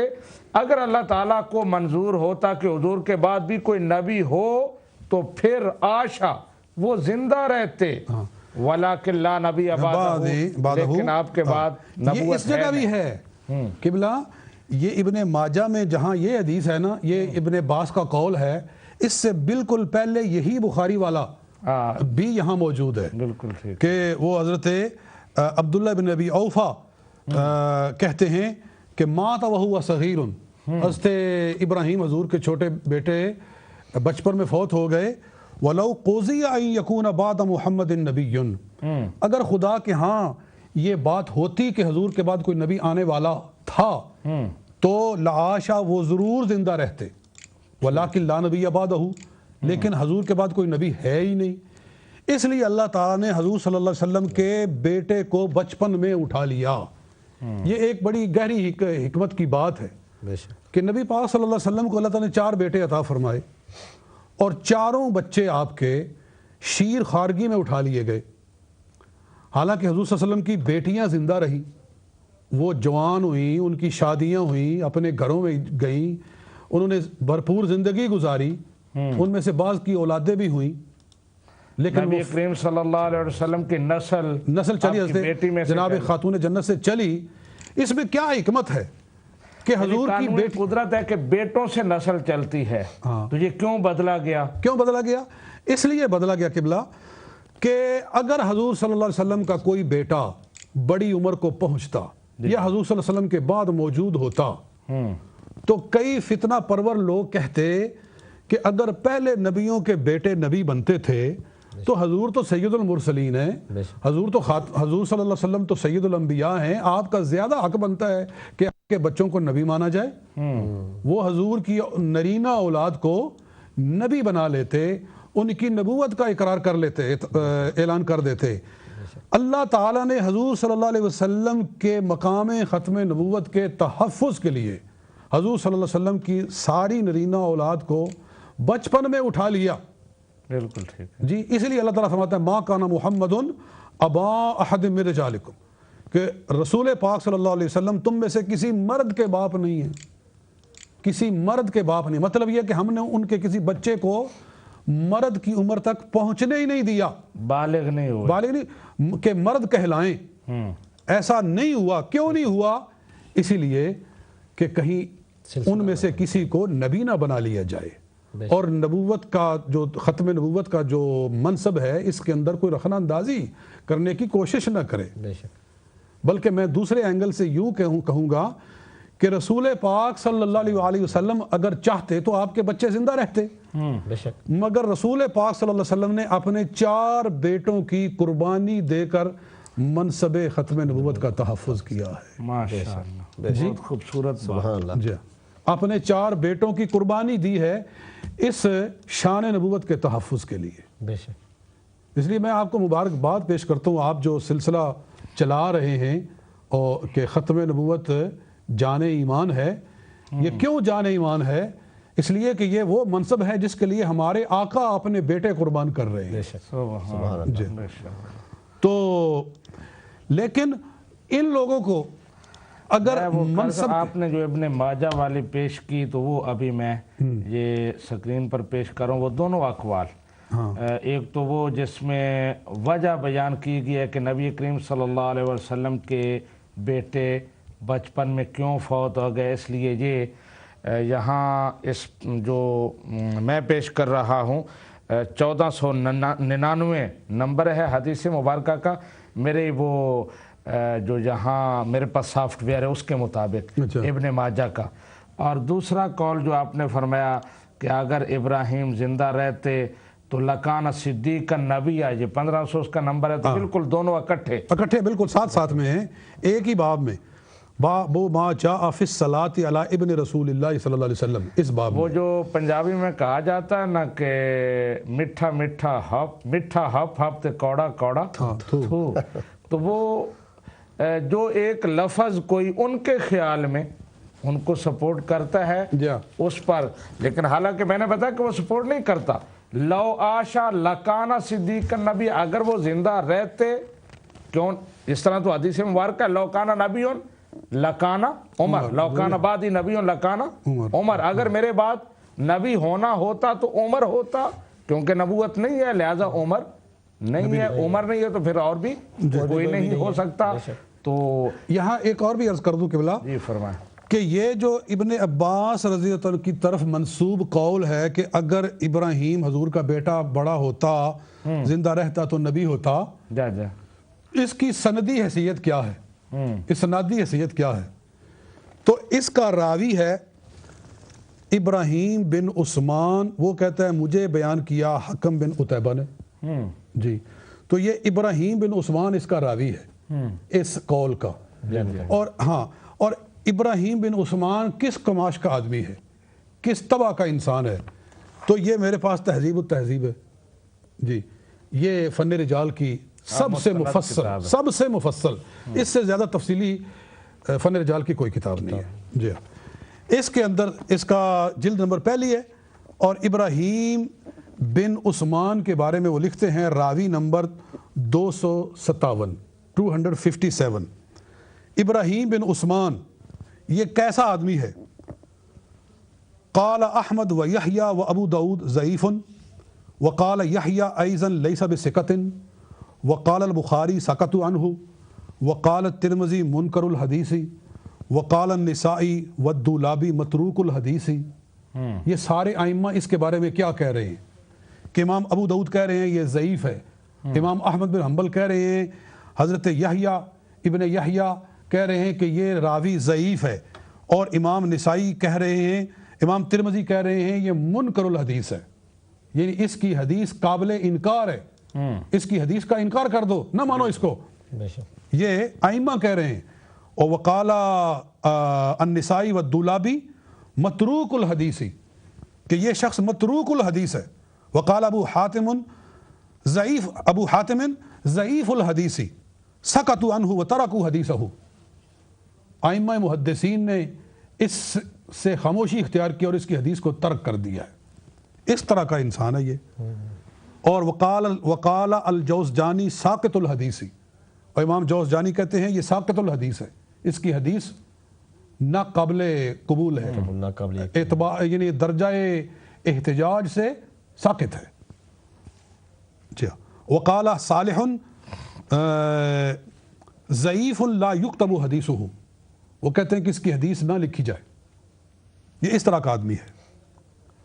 عام آدمی تو نہیں دیکھتا نا. روا عن ہاں اگلے الفاظ، روا عن الحکم احادیث مناکیر، اس نے حکم سے، اس کا استاد ہے حکم، اس سے جو حدیثیں یہ پیش کرتا ہے وہ احادیث مناکیر ہے.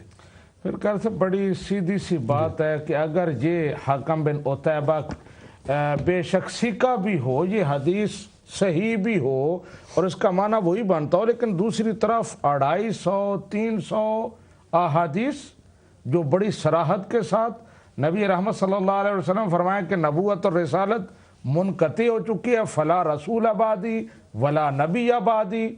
جی. حضرت علی المرتضیٰ کو مخاطب کر کے کہیں فلا نبوت بعدی. حضرت عمر فاروق کے بارے میں کہیں کہ اگر میرے بعد کوئی نبی ہوتا تو عمر ہوتا، لیکن یہ نہیں ہے تو پھر اور بھی کوئی نہیں ہو سکتا. تو اس کے بعد اگر یہ قول ہو بھی تو کیا اس کا وزن رہ جاتا ہے؟ میں کہتا ہوں ابن عباس ایسا قول کہہ ہی نہیں سکتے ابن احادیث کے خلاف ہو. ابن عباس جو کہ حبر امت ہیں، سب سے پہلے مفسر قرآن ہیں. مرزا صاحب خود کہتے ہیں کہ قرآن کا جو علم ابن عباس کو دیا گیا کسی اور کو نہیں دیا گیا. جی، اس میں شک ہی نہیں.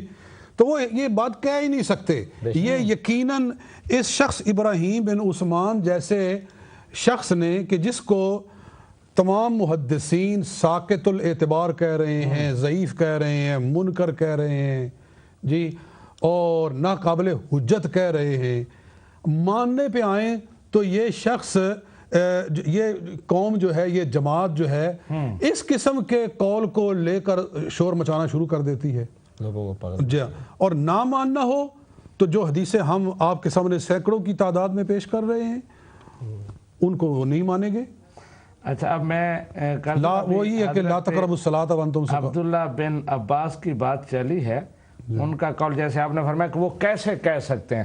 اب یہ سکرین پر حضرت عبداللہ بن عباس کی تفسیر جو ہے وہ دیکھیں. ما کان محمد ابا احد من رجالکم یعنی زیدن ولکن رسول اللہ ولکن کان محمد رسول اللہ وخاتم النبیین ختم اللہ بہ النبی قبلہ فلا یکون نبی بعدہ. فلا یکون نبی بعدہ، یہ خاتم النبیین کی تفسیر حضرت عبداللہ بن عباس کر رہے ہیں. ختم اللہ بہ النبیین قبلہ، ان کے پہلے جتنے انبیاء نے آنا تھا آ چکے، فلا یکون نبی بعدہ، ان کے بعد کوئی نبی نہیں آئے گا۔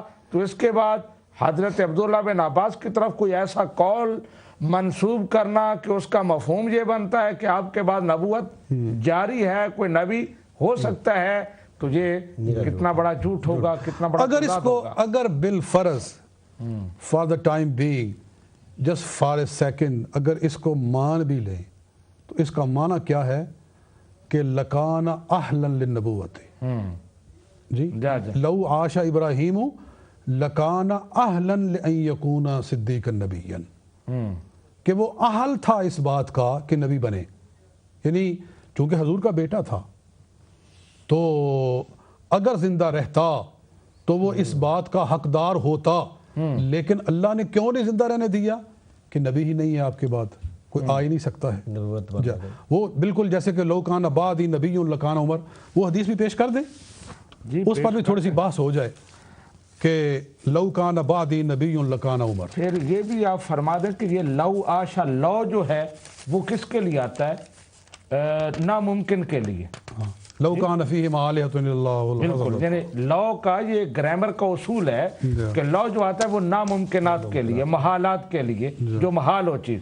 تو بالکل اسی طرح یعنی حضرت ابراہیم کا زندہ رہنا اور پھر نبی ہونا یہ محال تھا، یہ ناممکنات میں سے تھا، کیونکہ رسالت ختم ہو چکی، نبوت ختم ہو چکی۔ تو وہی میں کہہ رہا ہوں کہ آپ نے جو بتایا حکم بن عتیبہ، اگر وہ سکہ ہو، یہ قول بالکل صحیح ہو، تو تب بھی اس کا وہ معنی ہی نہیں ہے جو وہ لینا چاہتے ہیں۔ جی یہ دیندار لوگوں کا، دیانتدار لوگوں کا، اور جن کے دل میں کوئی تھوڑا ایمان کا رتی ہو، وہ کیا کرتے ہیں کہ جب دو حدیثیں متعارض ہوں تو دیکھا جاتا ہے کہ کون صحت کے اعتبار سے کس درجے پر ہے اور کون کیسی صحت کے لحاظ سے اس سے کم درجے پر ہے۔ یہ تطبیق کا ایک اصول ہوتا ہے، جب احادیث میں تعارض ہو جائے تو جو سند کے لحاظ سے قوی ہوتی ہیں ان کو لیا جاتا ہے، اور جو اس کے مقابلے میں ناقص ہوتی ہیں، ان کے راوی درست نہیں ہوتے، یا تو ان کو بالکل رد کر چھوڑ دیا جاتا ہے، ان کے یہ سمجھا جاتا ہے کہ اس کے راوی نے غلط بیانی سے کام لیا ہے، یا اس کو کوئی نسیان ہو گیا ہے، نسیان ہو گیا، بالکل، اور یا پھر اس کا کوئی عقیدہ ہی خراب تھا، اس نے جان بوجھ کر لوگوں کے سامنے جھوٹ بولا ہے۔ تو اگر ایسا ہو تو پھر پہلی بات یہ کہ ان میں تطبیق جو ممکن ہو، مثلا یہی ہے کہ اس کا اگر کسی کے ذہن میں یہ معنی آتا ہے کہ اس سے اجراء نبوت کا مفہوم نکلتا ہے، تو وہ فوراً سوچے گا کہ اگر اس سے میں اجراء نبوت کا مفہوم لوں تو پھر دیگر 250 احادیث کو میں کیا کروں گا؟ میں خاتم النبیین والی آیہ قرآنیہ کا کیا مفہوم نکالوں گا؟ الیوم اکملت لکم دینکم کا میں کیا کروں گا؟ تو پھر وہ کہتا کہ نہیں، میرے ذہن نے غلطی کھائی ہے، اس سے اجراء نبوت کا مفہوم نہیں نکلتا، کیونکہ اگر میں یہ نکالوں تو سینکڑوں آیات کا اور سینکڑوں احادیث کا مجھے انکار کرنا پڑے گا، لہٰذا اس کا میں وہ مفہوم لوں گا جو قرآن و سنت کے مطابق ہو۔ اور وہ بن رہا ہے کہ حضرت ابراہیم اگر زندہ ہوتے تو وہ نبوت کے اہل ہوتے، لیکن اللہ تعالیٰ نے ان کو کیوں اٹھا لیا؟ کیونکہ نبوت نہیں ہے۔ تو تطبیق جب ممکن ہے تو پھر اس کا ایسا معنی لینا جو قرآن و سنت کے خلاف ہو، اجماع امت کے خلاف ہو، بہت بڑا ظلم ہوگا۔ جی قبلہ، یہ تطبیق کا رونا تو ہم ان کے آگے روئیں جو حدیثوں کو کوئی اہمیت دیتے ہوں، کوئی ان کے نزدیک حدیثوں کی کوئی ڈگنیٹی ہو، جب ہے ہی نہیں ہے تو کیا تطبیق دیں گے؟ قاری صاحب، آپ کی بات کو مزید واضح کرنے کے لیے جو ابھی آپ نے ارشاد فرمایا، میں نے پچھلے پروگرام میں کہا، وہ سارے حوالے پیش کیے کہ وہ کہتے ہیں یہ نفی عام ہے، کوئی نبی نہیں آ سکتا، نہ رسول آ سکتا ہے، جو نبوت کا دعویٰ کرے گا وہ لعنتی ہے، وہ دائرہ اسلام سے خارج ہے۔ تو میں نے کہا کہ لوگ سوچتے ہوں گے کہ پھر دعویٰ کیوں کیا؟ جی پھر کیوں دعویٰ کیا؟ وجہ کیا تھی؟ تو میں نے کہا کہ مسئلے بہت ساری وجوہات بن سکتی ہیں۔ ایک بہت بڑی وجہ بھوک ہوتی ہے انسان سے۔ وہ حضور نے فرمایا نا کہ غربت جو ہے یہ سب سے پہلے ایمان کا سودا کرتی ہے، قاد الفقر یکونا کفرا، جی یہ کفر تک پہنچاتی ہے۔ تو میں نے اس پر ایک لطیفہ سنایا، آپ نے بھی سنا ہوگا، بڑا پرانا ہے، بزرگ سناتے ہیں کہ کوئی آدمی جا رہا تھا، گاجریں اس کے پاس کچھ زیادہ تھیں، رج گیا، سیر ہو گیا، تو اب کہیں ان کی مجھے کیا ضرورت ہے، جو تو فالتو ہیں، اور پھر شیطان کے بہکاوے میں وہ شرارتاً ان پر تھوک لگا کے ان کو پھینکتا کہ مجھے ان کی ضرورت نہیں ہے۔ اب جب جو کام گیا تھا اسے فارغ ہوا، 5-6 گھنٹے گزرے، پھر بھوک نے ستایا، معدہ خالی ہو گیا، واپس جا رہا تھا، جو بھی گاجر دیکھتا نا، نہیں اس پر تو میں نے تھوک نہیں لگائی تھی، یہ تو گندی نہیں ہے، بھوک یہ فیصلہ اس سے کروا رہی ہے۔ تو یہ ایک وہ پیٹ کا مسئلہ ہوتا ہے، مفادات کا مسئلہ ہوتا ہے، شیطان کا بہکاوا ہوتا ہے، ورنہ یہ بات ناممکن ہے کہ آدمی 55-56 سال ایک موقف کی تبلیغ کرتا رہا ہو، اس پر لکھتا رہا ہو، اور پھر فوراً جو ٹرن لے لے۔ سیالف صاحب، ایک انسان کو وہم بھی ہوتا ہے، جیسے بیماری بھی کوئی ہوتی ہے، وہ انسان کو سوچنے میں مجبور کر دیتی ہے۔ کبھی کبھی وہ سوچتا ہے بندہ کہ میں بادشاہ ہوں، کبھی وہ سوچتا ہے میں فرشتہ ہوں، کبھی وہ خدا بھی سوچنے میں مجبور آپ نے بات کی کہ آج کل کی ماڈرن قاری صاحب ریسرچ یہ بتاتی ہے کہ بعض لوگوں کو ایسی مرض مالی خولیہ اور دیگر وہ لاحق ہو جاتی ہیں کہ بندہ اس طرح کے خواب دیکھتا ہے، وہ عجیب قسم کی باتیں سوچتا ہے، وہ خدائی کے دعوے کرتا ہے، نبوت کے دعوے کرتا ہے، بادشاہی کے دعوے کرتا ہے، سلطنت کا مالک میں ہوں، میرے پاس سب کچھ اختیار ہے، حالانکہ اس کے پاس ہوتا کچھ نہیں۔ وہ جیسے شیخ چلی کی کہانیاں ایک جگہ میں پڑھ رہا تھا ویسے کہ وہ کہہ رہے کہ 2 بندوں کو، ایک بندہ اگر کوئی ذہین ہو نا، اس کو یہ بیماری ہو تو وہ سمجھتا ہے کہ میں نبی ہوں، خدا ہوں۔ اگر کوئی کند ذہن ہو، اس کو بیماری ہو جائے تو وہ پھر ادھر ادھر کی بہکی باغتیں لینے لگتا ہے۔ تو اللہ ہدایت دے۔ ایک دو ٹائم ہمارا ابھی ہمارے پاس 2-3 منٹ ہیں، بریک میں سے بریک کا ٹائم آ رہا ہے، کوئی ایک حدیث مبارکہ مختصر اگر آپ پیش کر دیں اس کا متن اور ترجمہ، تو پھر بریک کے بعد ہم مزید اس پر بات کریں گے۔ ایک تو وہی ہے نا جو تھوڑا ذکر میں آگے، میں اس کا حوالہ پورا صرف دیتا ہوں، لو کان بعدی نبی لکان عمر، یہ حدیث عقبہ بن عامر رضی اللہ تعالیٰ عنہ سے مروی ہے کہ رسول اکرم صلی اللہ علیہ وآلہ وسلم نے فرمایا لو کان بعدی نبی، اگر میرے بعد کوئی نبی ہوتا، لکان عمر، تو وہ حضرت عمر ہوتے۔ یہ ترمذی شریف کتاب المناقب حدیث نمبر 3686 ہے، اور مرزا قادیانی نے بھی اس حدیث کو کوٹ کیا ہے۔ جی ازالہ اوہام میرے پاس یہ موجود ہے، ازالہ اوہام، یہ روحانی خزائن کی جلد نمبر 3 ہے، صفحہ نمبر 219 ہے۔ اس میں وہ کہتا ہے کہ حضرت عمر، یہ میں پہلے آپ کے وہ متن جو ہے وہ سکرین پر پیش کر رہا ہوں ترمذی شریف کے حوالے سے۔ قال رسول اللہ صلی اللہ علیہ وسلم لو کان بعدی نبی لکان عمر بن الخطاب، عمر بن الخطاب، کہ اگر میرے بعد کوئی نبی ہوتا تو عمر بن خطاب ہوتے۔ اور اس کو مرزا قادیانی خود بھی کوٹ کرتا ہے اس حدیث کو۔ یہ ازالہ اوہام جلد نمبر 3 اور روحانی خزائن کی جلد نمبر 3 ہے، اور صفحہ نمبر 219 ہے کہ حضرت عمر رضی اللہ عنہ کا درجہ جانتے ہو کہ صحابہ میں کس قدر بڑا ہے؟ یہ مرزا کہہ رہا ہے، یہاں تک کہ بعض اوقات ان کی رائے کے موافق قرآن شریف نازل ہو جایا کرتا تھا، اور ان کے حق میں یہ حدیث ہے کہ شیطان عمر کے سایہ سے بھاگتا ہے، اور دوسری حدیث یہ ہے کہ اگر میرے بعد کوئی نبی ہوتا تو عمر ہوتا۔ یہ مرزا صاحب خود بیان کر رہے ہیں، کوئی ہدایت خود نہ لے تو اس کو کیا کہہ سکتے ہیں۔ یہ سکرین پر یہ حوالہ آپ کا میں ابھی دے رہا ہوں، روحانی خزائن جلد نمبر 3 صفحہ نمبر 219، ازالہ اوہام حصہ اول اور ازالہ اوہام کا صفحہ نمبر 236 ہے۔ یہ پرانی جلد 236 ہے بالکل، اور نیا 219 ہے۔ پڑھ سکتے ہیں کہ حضرت عمر رضی اللہ تعالی عنہ کا درجہ جانتے ہو صحابہ میں کس قدر بڑا ہے، یہاں تک کہ بعض اوقات ان کی رائے کے موافق قرآن شریف نازل ہو جایا کرتا تھا، اور ان کے حق میں یہ حدیث ہے کہ شیطان عمر کے سائے سے بھاگتا ہے۔ دوسری یہ حدیث ہے کہ اگر میرے بعد کوئی نبی ہوتا تو عمر ہوتا۔ آگے بھی ہے تیسری حدیث یہ ہے کہ پہلی امتوں میں محدث ہوتے تھے، محدث ہوتے، یہ محدث نہیں ہے، محدث ہوتے تھے، ہوتے رہے ہیں۔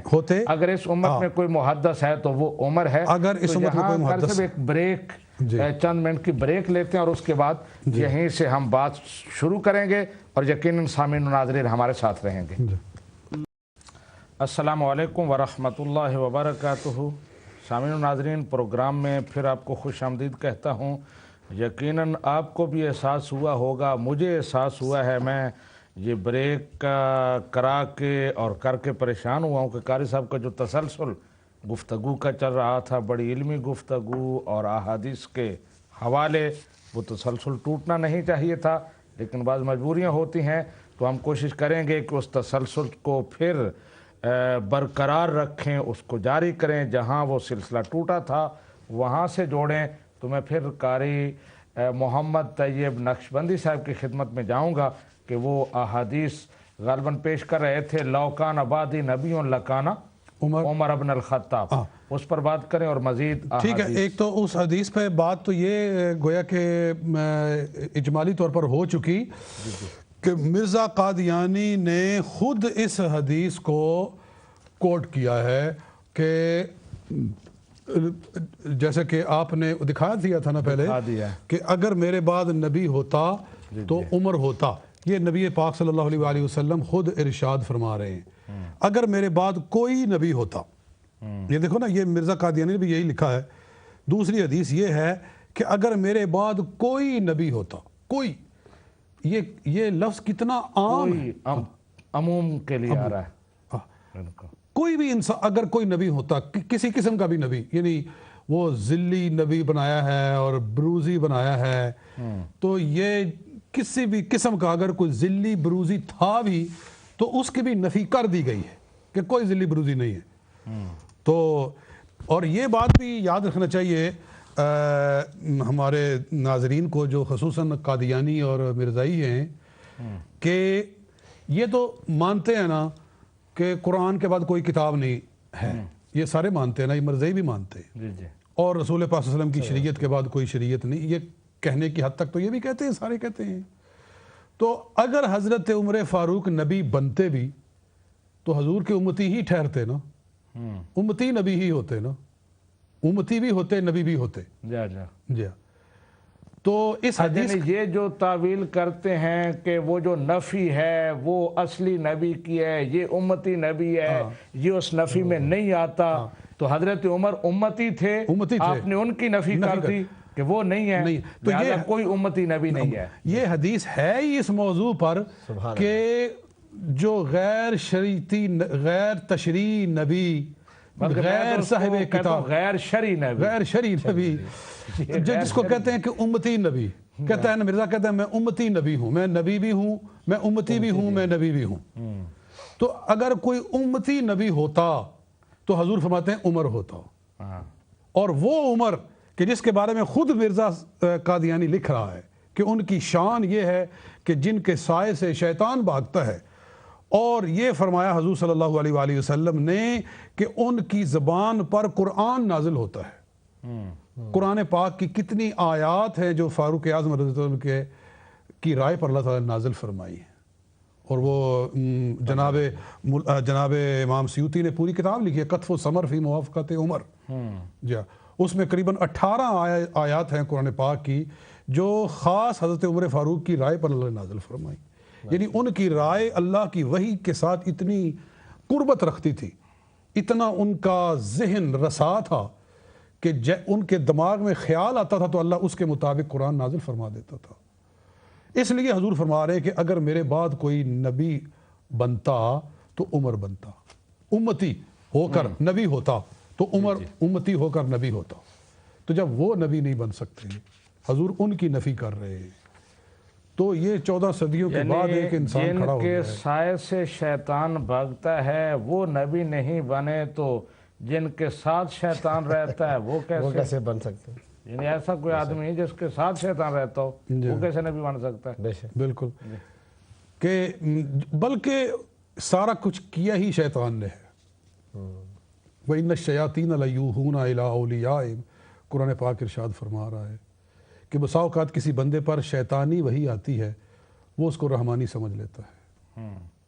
جی، تو ایسا یہ لکھا ہے الواقیۃ والجواہر کے اندر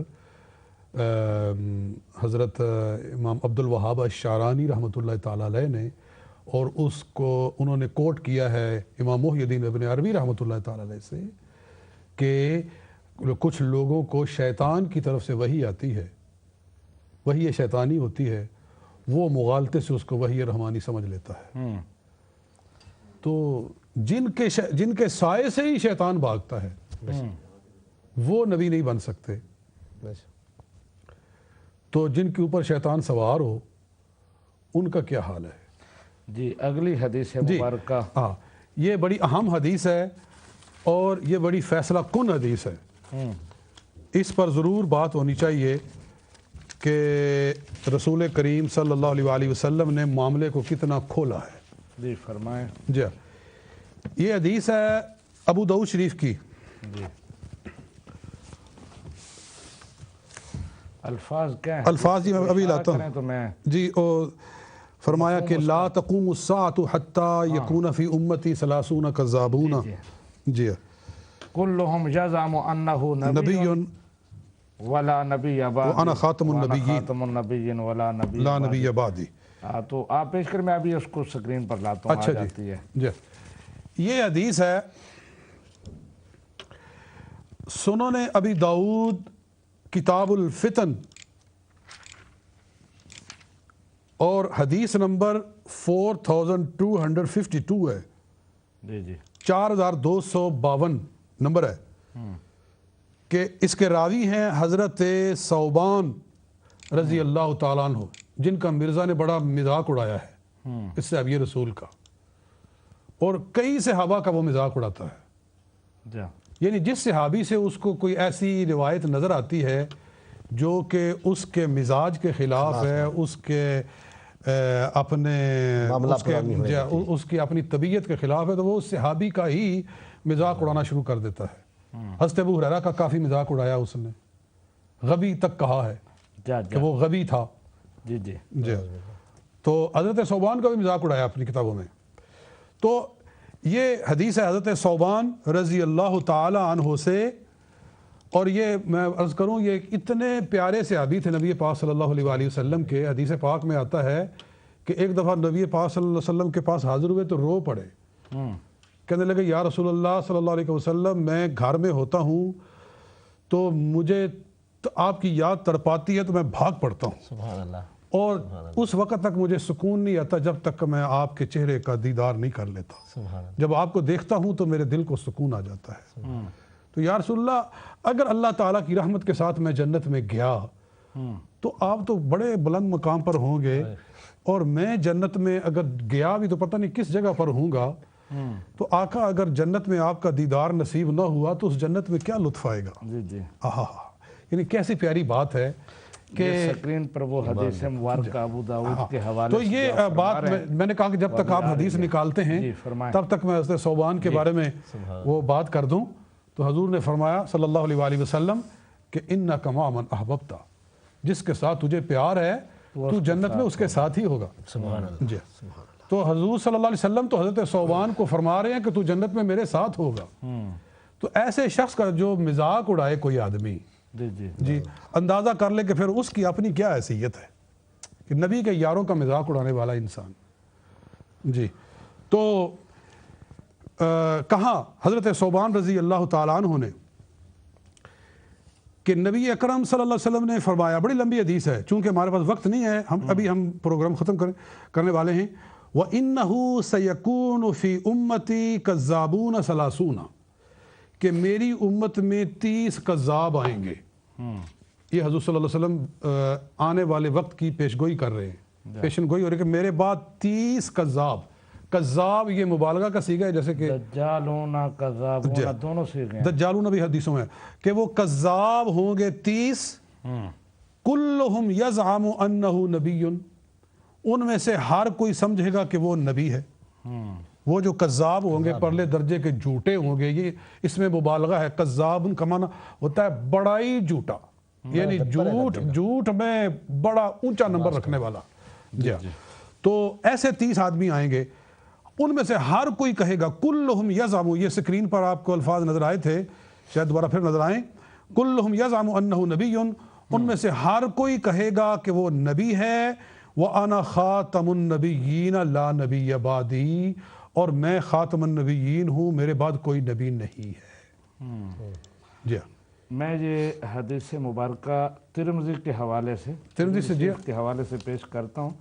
ترمذی میں بھی ہے جی، وہ جو ابو داؤد سے پیش کیا ہے اس میں آنا خاتم ولا نبی بعدی والے الفاظ نہیں ہیں، اس میں کل مجازم انہ رسول اللہ، لیکن یہ ترمذی شریف کے حوالے سے آ رہی ہے حدیث مبارکہ وَإِنَّهُ سَيَكُونُ فِي أُمَّتِي ثَلَاثُونَ كَذَّابُونَ كُلُّهُمْ يَزْعُمُ أَنَّهُ نَبِيٌّ وَأَنَا خَاتَمُ النَّبِيِّينَ لَا نَبِيَّ بعد نہیں، ابو داؤد میں بھی یہی الفاظ ہیں۔ اچھا میں ابو داؤد میں پھر نکل دوں، ابھی میں نے نکالی سے پہلے میرے سامنے جو ابو داؤد کے الفاظ ہیں نا وہ یہی ہیں کہ سَيَكُونُ فِي أُمَّتِي كَذَّابُونَ ثَلَاثُونَ، میری امت میں 30 کذاب آئیں گے، كُلُّهُمْ يَزْعُمُ أَنَّهُ نَبِيٌّ، ان میں سے ہر کوئی کہے گا کہ وہ نبی ہے، وَأَنَا خَاتَمُ النَّبِيِّينَ لَا نَبِيَّ آپ وہ بَعْدِي۔ طویل حدیث پیش کریں لیکن میں نے وہ شورٹ یہ میں نے پیش کی تھی۔ قال رسول اللہ صلی اللہ علیہ وسلم لا تقوم الساعة حتى يخرج 30 دجالون كلهم يزعم انه رسول اللہ، لیکن وہ بھی یہ میں نے الفاظ نکال لیے ہیں۔ اچھا آگے ہیں لا تزال طائفة من امتی علی الحق، اسی حدیث مبارکہ میں جی یہی ہے، یہاں بھی ہے بالکل آ گئی ہے۔ جی تو ولا تقوم الساعة حتى تلحق قبائل من امتی بالمشرکین وحتى تعبد قبائل من امتی الاوثان وانه سيكون في امتی كذابون 30 كلهم يزعم انه نبی وانا خاتم النبیین لا نبی بعدی۔ یہ ترمذی شریف میں بھی یہی ہے۔ ترمذی کتاب الفتن باب نمبر 43 حدیث نمبر 2218 ترمذی میں بھی یہ حدیث ہے، اور مسند احمد بن حنبل کے اندر بھی ہے، اور وہاں تھوڑی سی وضاحت ہے، وہ بھی میں عرض کر دوں تو مناسب رہے گا کہ مسند احمد بن حنبل جلد نمبر 5 اور صفحہ نمبر 41 یہ حدیث اس طرح سے ہے یہاں کہ عن ابی بکرہ، ایک صحابی ہیں حضرت ابو بکرہ رضی اللہ تعالی عنہ کہتے ہیں اکثر الناس فی مسیلمہ، یہ مسند احمد بن حنبل یہ میرے پاس موجود ہے، اور اس کا والیوم نمبر 5 سکرین پر آ جاتی ہے، آپ فرمائیں، آپ وضاحت کریں اس کی، اور اس کا پیج 41 فرمایا اکثر الناس فی مسیلمہ، کہ لوگوں نے مسیلمہ کے بارے میں باتیں کی کافی، یعنی صحابہ کرام نے ڈسکس کی، نبی پاک صلی اللہ علیہ وسلم سنتے رہے، صحابہ مسیلمہ کذاب کے بارے میں باتیں کر رہے تھے کہ وہ کیسا ہے وہ کیسا ہے۔ تو نبی پاک صلی اللہ علیہ وسلم نے فرمایا قبل ان یقول رسول اللہ صلی اللہ علیہ وسلم، اس سے پہلے کہ حضور کچھ ارشاد فرمائے، صحابہ نے اس کے بارے میں اپنے خیال کا اظہار کیا۔ فقام رسول اللہ صلی اللہ علیہ وسلم، تو رسول اکرم صلی اللہ علیہ وسلم کھڑے ہوئے خطیباً، خطبہ ارشاد فرمانے کے لیے، فقال اما بعد، تو اللہ کی حمد و ثنا کے بعد فرمایا اما بعد ففی شأن ھذا الرجل الذی قد اکثرتم فیہ، کہ یہ شخص جس کے بارے تم نے بہت باتیں کی ہیں، اس کے بارے میں اتنا ہی کہہ دینا کافی ہے، وَإِنَّهُ كَذَّابٌ مِّن 30 كَذَّابًا، وہ 29 بڑے جھوٹے لوگوں میں سے ہے، 30 کذاب لوگوں میں سے ایک ہے، یخرجون بین ید الساعۃ، جو قیامت سے پہلے نکلیں گے۔ بس اتنا کہہ دینا کافی نہیں کہ یہ 29 کذاب میں سے ہے کہ جو میرے بعد نکلیں گے، تو اتنا ہی کافی ہے اس کے بارے میں۔ یہ صفحہ نمبر 41 پر بھی ہے، اور آگے صفحہ نمبر 46 پر بھی یہ حدیث اسی طرح سے آتی ہے۔ جی اس حدیث نے سارا کچھ کلیئر کر دیا۔ لہٰذا نبی پاک صلی اللہ علیہ وسلم کیا فرما رہے ہیں کہ اگر میرے بعد کوئی بھی دعوی نبوت کرے تو زیادہ باتیں کرنے کی ضرورت نہیں ہے، بس سیدھا کہو کہ یہ 29 کذاب لوگوں میں سے ہے۔ یہاں ایک نقطے کی بات ہے کہ امام یہ حدیث مبارکہ میں نے وہ لفظ تلاش کر لیے جی بالکل، یہ مسند احمد کے حوالے سے سکرین پر اکثر الناس فی مسلمہ قبل ان یقول رسول اللہ صلی اللہ علیہ وسلم فیہ شان، فقام رسول اللہ صلی اللہ علیہ وسلم خطیبا فقال اما بعد ففی شان ھذا الرجل الذی قد اکثرتم فیہ، یعنی جس آدمی کے بارے میں تم نے بہت ساری باتیں کی، اس کے بارے میں اتنا کہنے کی ضرورت نہیں ہے، اتنی باتوں کی ضرورت نہیں ہے، بس مختصر یہ وَإِنَّهُ كَذَّابٌ مِّن 30 كَذَّابًا، یہ 29 جھوٹوں میں سے ایک جھوٹا ہے، یخرجون بین یدی الساعۃ، جو قیامت سے پہلے آئیں گے وَإِنَّهُ لَيْسَ مِن بَالَدَةٍ إِلَّا يَبْلُغُهَا روب المسیح الا المدینہ علی کل، آگے وہ مسیح دجال کے بارے میں کہ وہ ہر شہر میں جائے گا اس کا روب جائے گا، نہیں جائے گا۔ تو یہ حدیث بھی کتنا بات کو واضح کر۔ یہاں ایک سوال ہے امام ابن حجر مکی رحمۃ اللہ علیہ نے فتح الباری میں اٹھایا ہے کہ اگر کہا جائے کہ حضور صلی اللہ علیہ وسلم تو فرما رہے ہیں کہ میرے پاس 30 کذاب آئیں گے، ان میں سے ہر کوئی کہے گا میں نبی ہوں اور میرے بعد کوئی نبی نہیں، حالانکہ جھوٹے دعوے داران نبوت تو سینکڑوں میں آ چکے ہیں، کئی سینکڑے آ چکے ہیں، تو یہ حضور صلی اللہ علیہ وسلم نے صرف 30 کا کیوں ذکر فرمایا؟ تو وہ اس کا جواب یہ دیتے ہیں، اس کا مطلب اصل میں یہ ہے کہ یوں تو سینکڑوں میں ہیں لیکن 30 ایسے ہوں گے کہ جن کا دائرہ بہت پھیلے گا، کاروبار کچھ چلے گا، زیادہ لوگ ان کے پیچھے چلیں گے۔ یعنی لفظ کذاب اور دجال وضاحت کر رہے ہیں۔ مسلمہ اس کی قوم ہزاروں میں 30-40 ہزار، 1 لاکھ آدمی تھا اس کے ساتھ، اس سے بھی زیادہ لاکھ آدمی اس کے پیچھے ہو گئے۔ اس طرح اسود انسی اس کی قوم نے اس کا ساتھ دیا، طلیخہ کا ساتھ دیا، تو یہ وہ لوگ جن کے پیچھے کچھ لوگ چلیں گے، اور جو وہ خود ہی دعویٰ کیا ایک اپنا ہی ووٹ اور کوئی ووٹ نہیں، تو وہ سینکڑوں میں، یا بیوی نے ڈال دیا بس، بیویاں بھی نہیں ڈالتی، بیویاں بھی نہیں ڈالتی، تو وہ بیویوں کو بھی چندہ ملے تو ڈالتی تھی۔ تو حضور صلی اللہ علیہ وسلم کے کہنے کا مطلب یہ ہے، فرمانے کا، کہ 30 ایسے آئیں گے جھوٹے دعوے داران نبوت کہ جن کے پیچھے ایک قوم چل پڑے گی، ایک جماعت چل پڑے گی۔ تو بالکل مرزا قادیانی اس حدیث کے مطابق انہی میں سے ہی بنتا ہے، اور حضور کے ارشاد کے مطابق بس یہی کہنا چاہیے کہ انہم من 30 کذابا۔ جی کر صاحب، بہت خوبصورت بحث آپ نے بہت ساری احادیث پیش کی اور ان پر بڑے وقت ہے نکات اٹھائے۔ ایک حدیث مبارکہ مزید نہیں، اسی حدیث پر نا، اسی پر ایک نقطے کی بات یہ ہے کہ نبی پاک صلی اللہ علیہ وسلم نے کیا ارشاد فرمایا، انہ سیکون فی امتی، کہ وہ کذاب جھوٹے 30 مدعیان نبوت امت میں سے نکلیں گے، باہر سے نہیں۔ یعنی جو کہتا ہے امتی، تو وہ یہی امتی ہیں، یہی امتی ہو کر دعوی نبوت کریں گے۔ امتی نبی وہ 30 ہی ہیں کہ کہیں کہ ہم امتی بھی ہیں سرکار کے اور پھر دعویٰ بھی کریں نبوت کا، تو یہ ایسے 30 کذاب ہوں گے۔ گویا کہ یہ حدیث بتا رہی ہے کہ امتی نبی، تو جو اپنے آپ کو امتی نبی کہتا وہ انہی 30 میں سے ہے۔ اگر باہر سے آ جائے نا، جو کہے کہ میں نہیں مانتا حضور صلی اللہ علیہ وسلم کو، میں بالکل میرا دین ہی الگ ہے، وہ ان میں سے نہیں ہے۔ جیسے آئے ہیں کئی، بالکل انہوں نے کہا کہ نہیں ہم فالوور نہیں ہیں ان کے، لیکن ہمارا اپنا دین ہے، ہماری اپنی کتاب ہے۔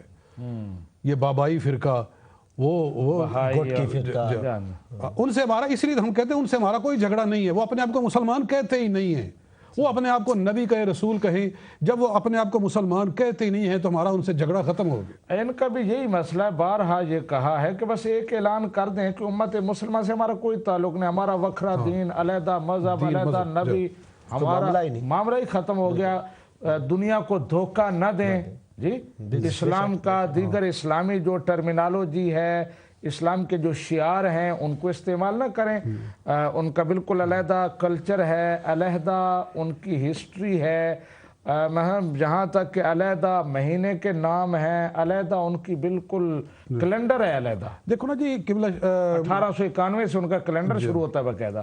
قبلہ علامہ صاحب میں عرض کر رہا ہوں کہ دنیا میں ہزاروں فرقے ہیں، عیسائی ہیں، یہودی ہیں، سکھ ہیں، ہندو ہیں، پارسی ہیں، جو بھی ہیں، ہم کوئی ان کے خلاف یہاں بیٹھ کر کوئی پروگرام تو نہیں کرتے۔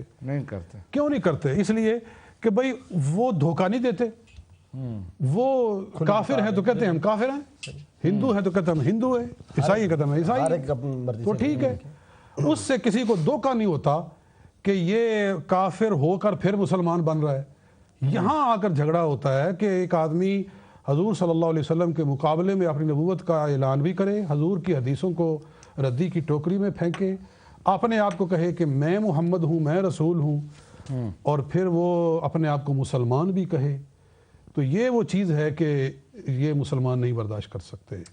جی بالکل قاری صاحب، آپ نے فیصلہ کن بات کی کہ مسلمانوں کے لیے یہ کبھی بھی قابل قبول نہیں ہے، مسلمان اسے قبول نہیں کر سکتے، گوارا نہیں کر سکتے، سن نہیں سکتے کہ امت مسلمہ میں سے کوئی ہو اور نبی رحمت صلی اللہ علیہ وآلہ وسلم کی توہین کرے، آپ کے بعد نبوت کا دعویٰ کرے، تو وہ پھر اس کا امت سے کوئی تعلق نہیں رہ جاتا، وہ امت سے اس دعویٰ کے ساتھ خارج ہو جاتا ہے۔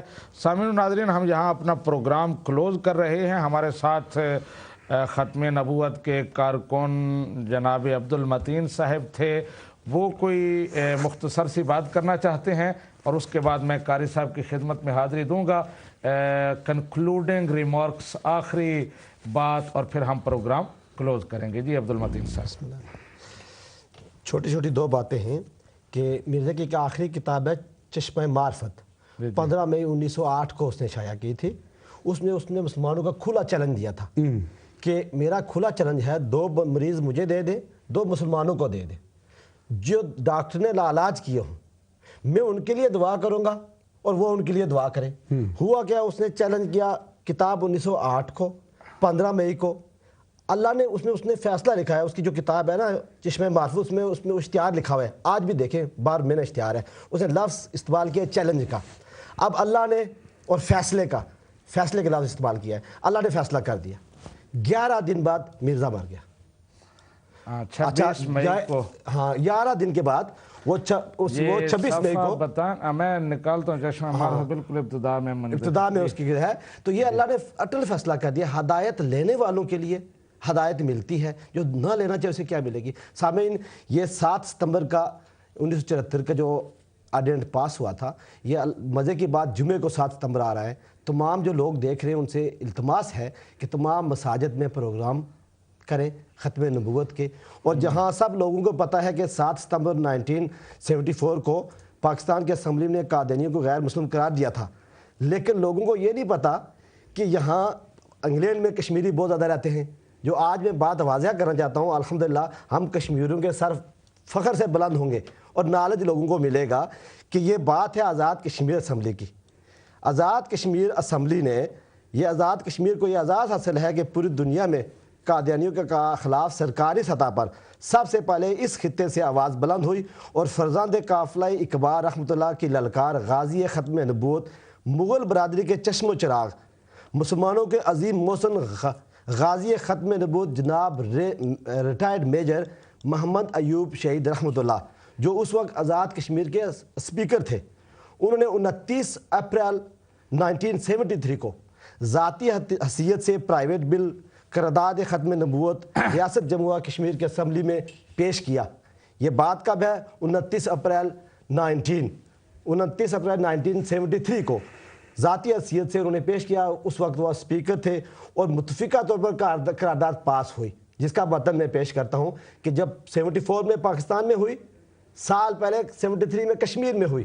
یہ الحمدللہ کشمیریوں کے بڑا کام ہے، اور آج بھی ہم کشمیری ہیں، ہمیں کسی سے نفرت نہیں ہے۔ نفرت کیا ہے؟ کسی کے فعل سے ہے۔ ہم چاہتے ہیں، وہ ایک بات آخری کروں گا، ٹائم کم ہے، ہمارے دوست ایک مثال دیتے ہیں، اگر کوئی آدمی شراب بیچ رہا ہو، اس بوتل کے اوپر سے صرف لیبل لگا دیا ہو آب زمزم، ہمیں اس دکاندار سے یہ لڑائی ہوگی ہماری کہ خدا کے بندے تو شراب بیچ، ہمیں کچھ سروکار نہیں ہے، اس بوتل کے اوپر سے آب زمزم کا لیبل اتار دے، یہ مرضی لیبل اتار دے مسلمانیت کا، ہمیں ان سے کوئی جھگڑا نہیں ہے۔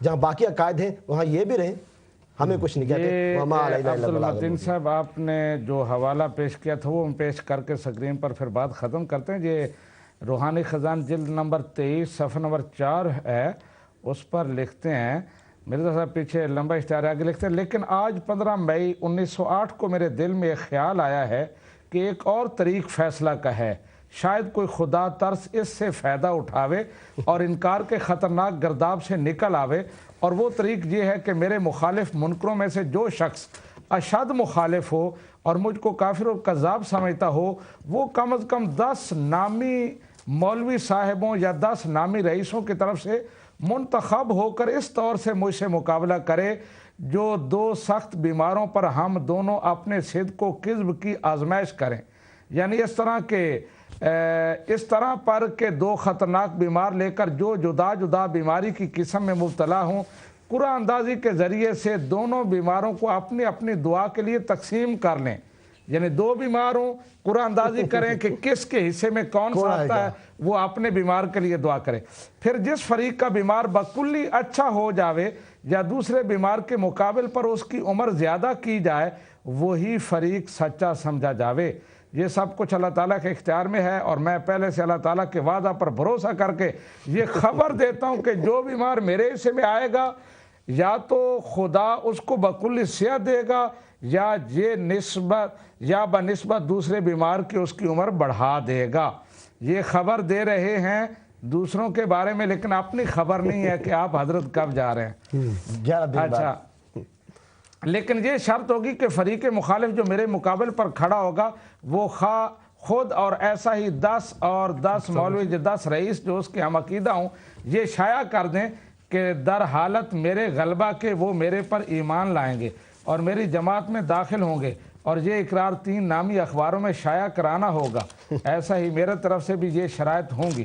اس قسم کے مقابلے سے فائدہ یہ ہوگا کہ کسی خطرناک بیماری کی جو اپنی زندگی سے نومید ہو چکا ہے خدا تعالیٰ جان بچائے گا اور احیاء موتا کے رنگ میں ایک نشان ظاہر کرے گا، اور دوسرے یہ کہ اس طور سے یہ جھگڑا بڑے آرام اور سہولت سے فیصلہ ہو جائے گا۔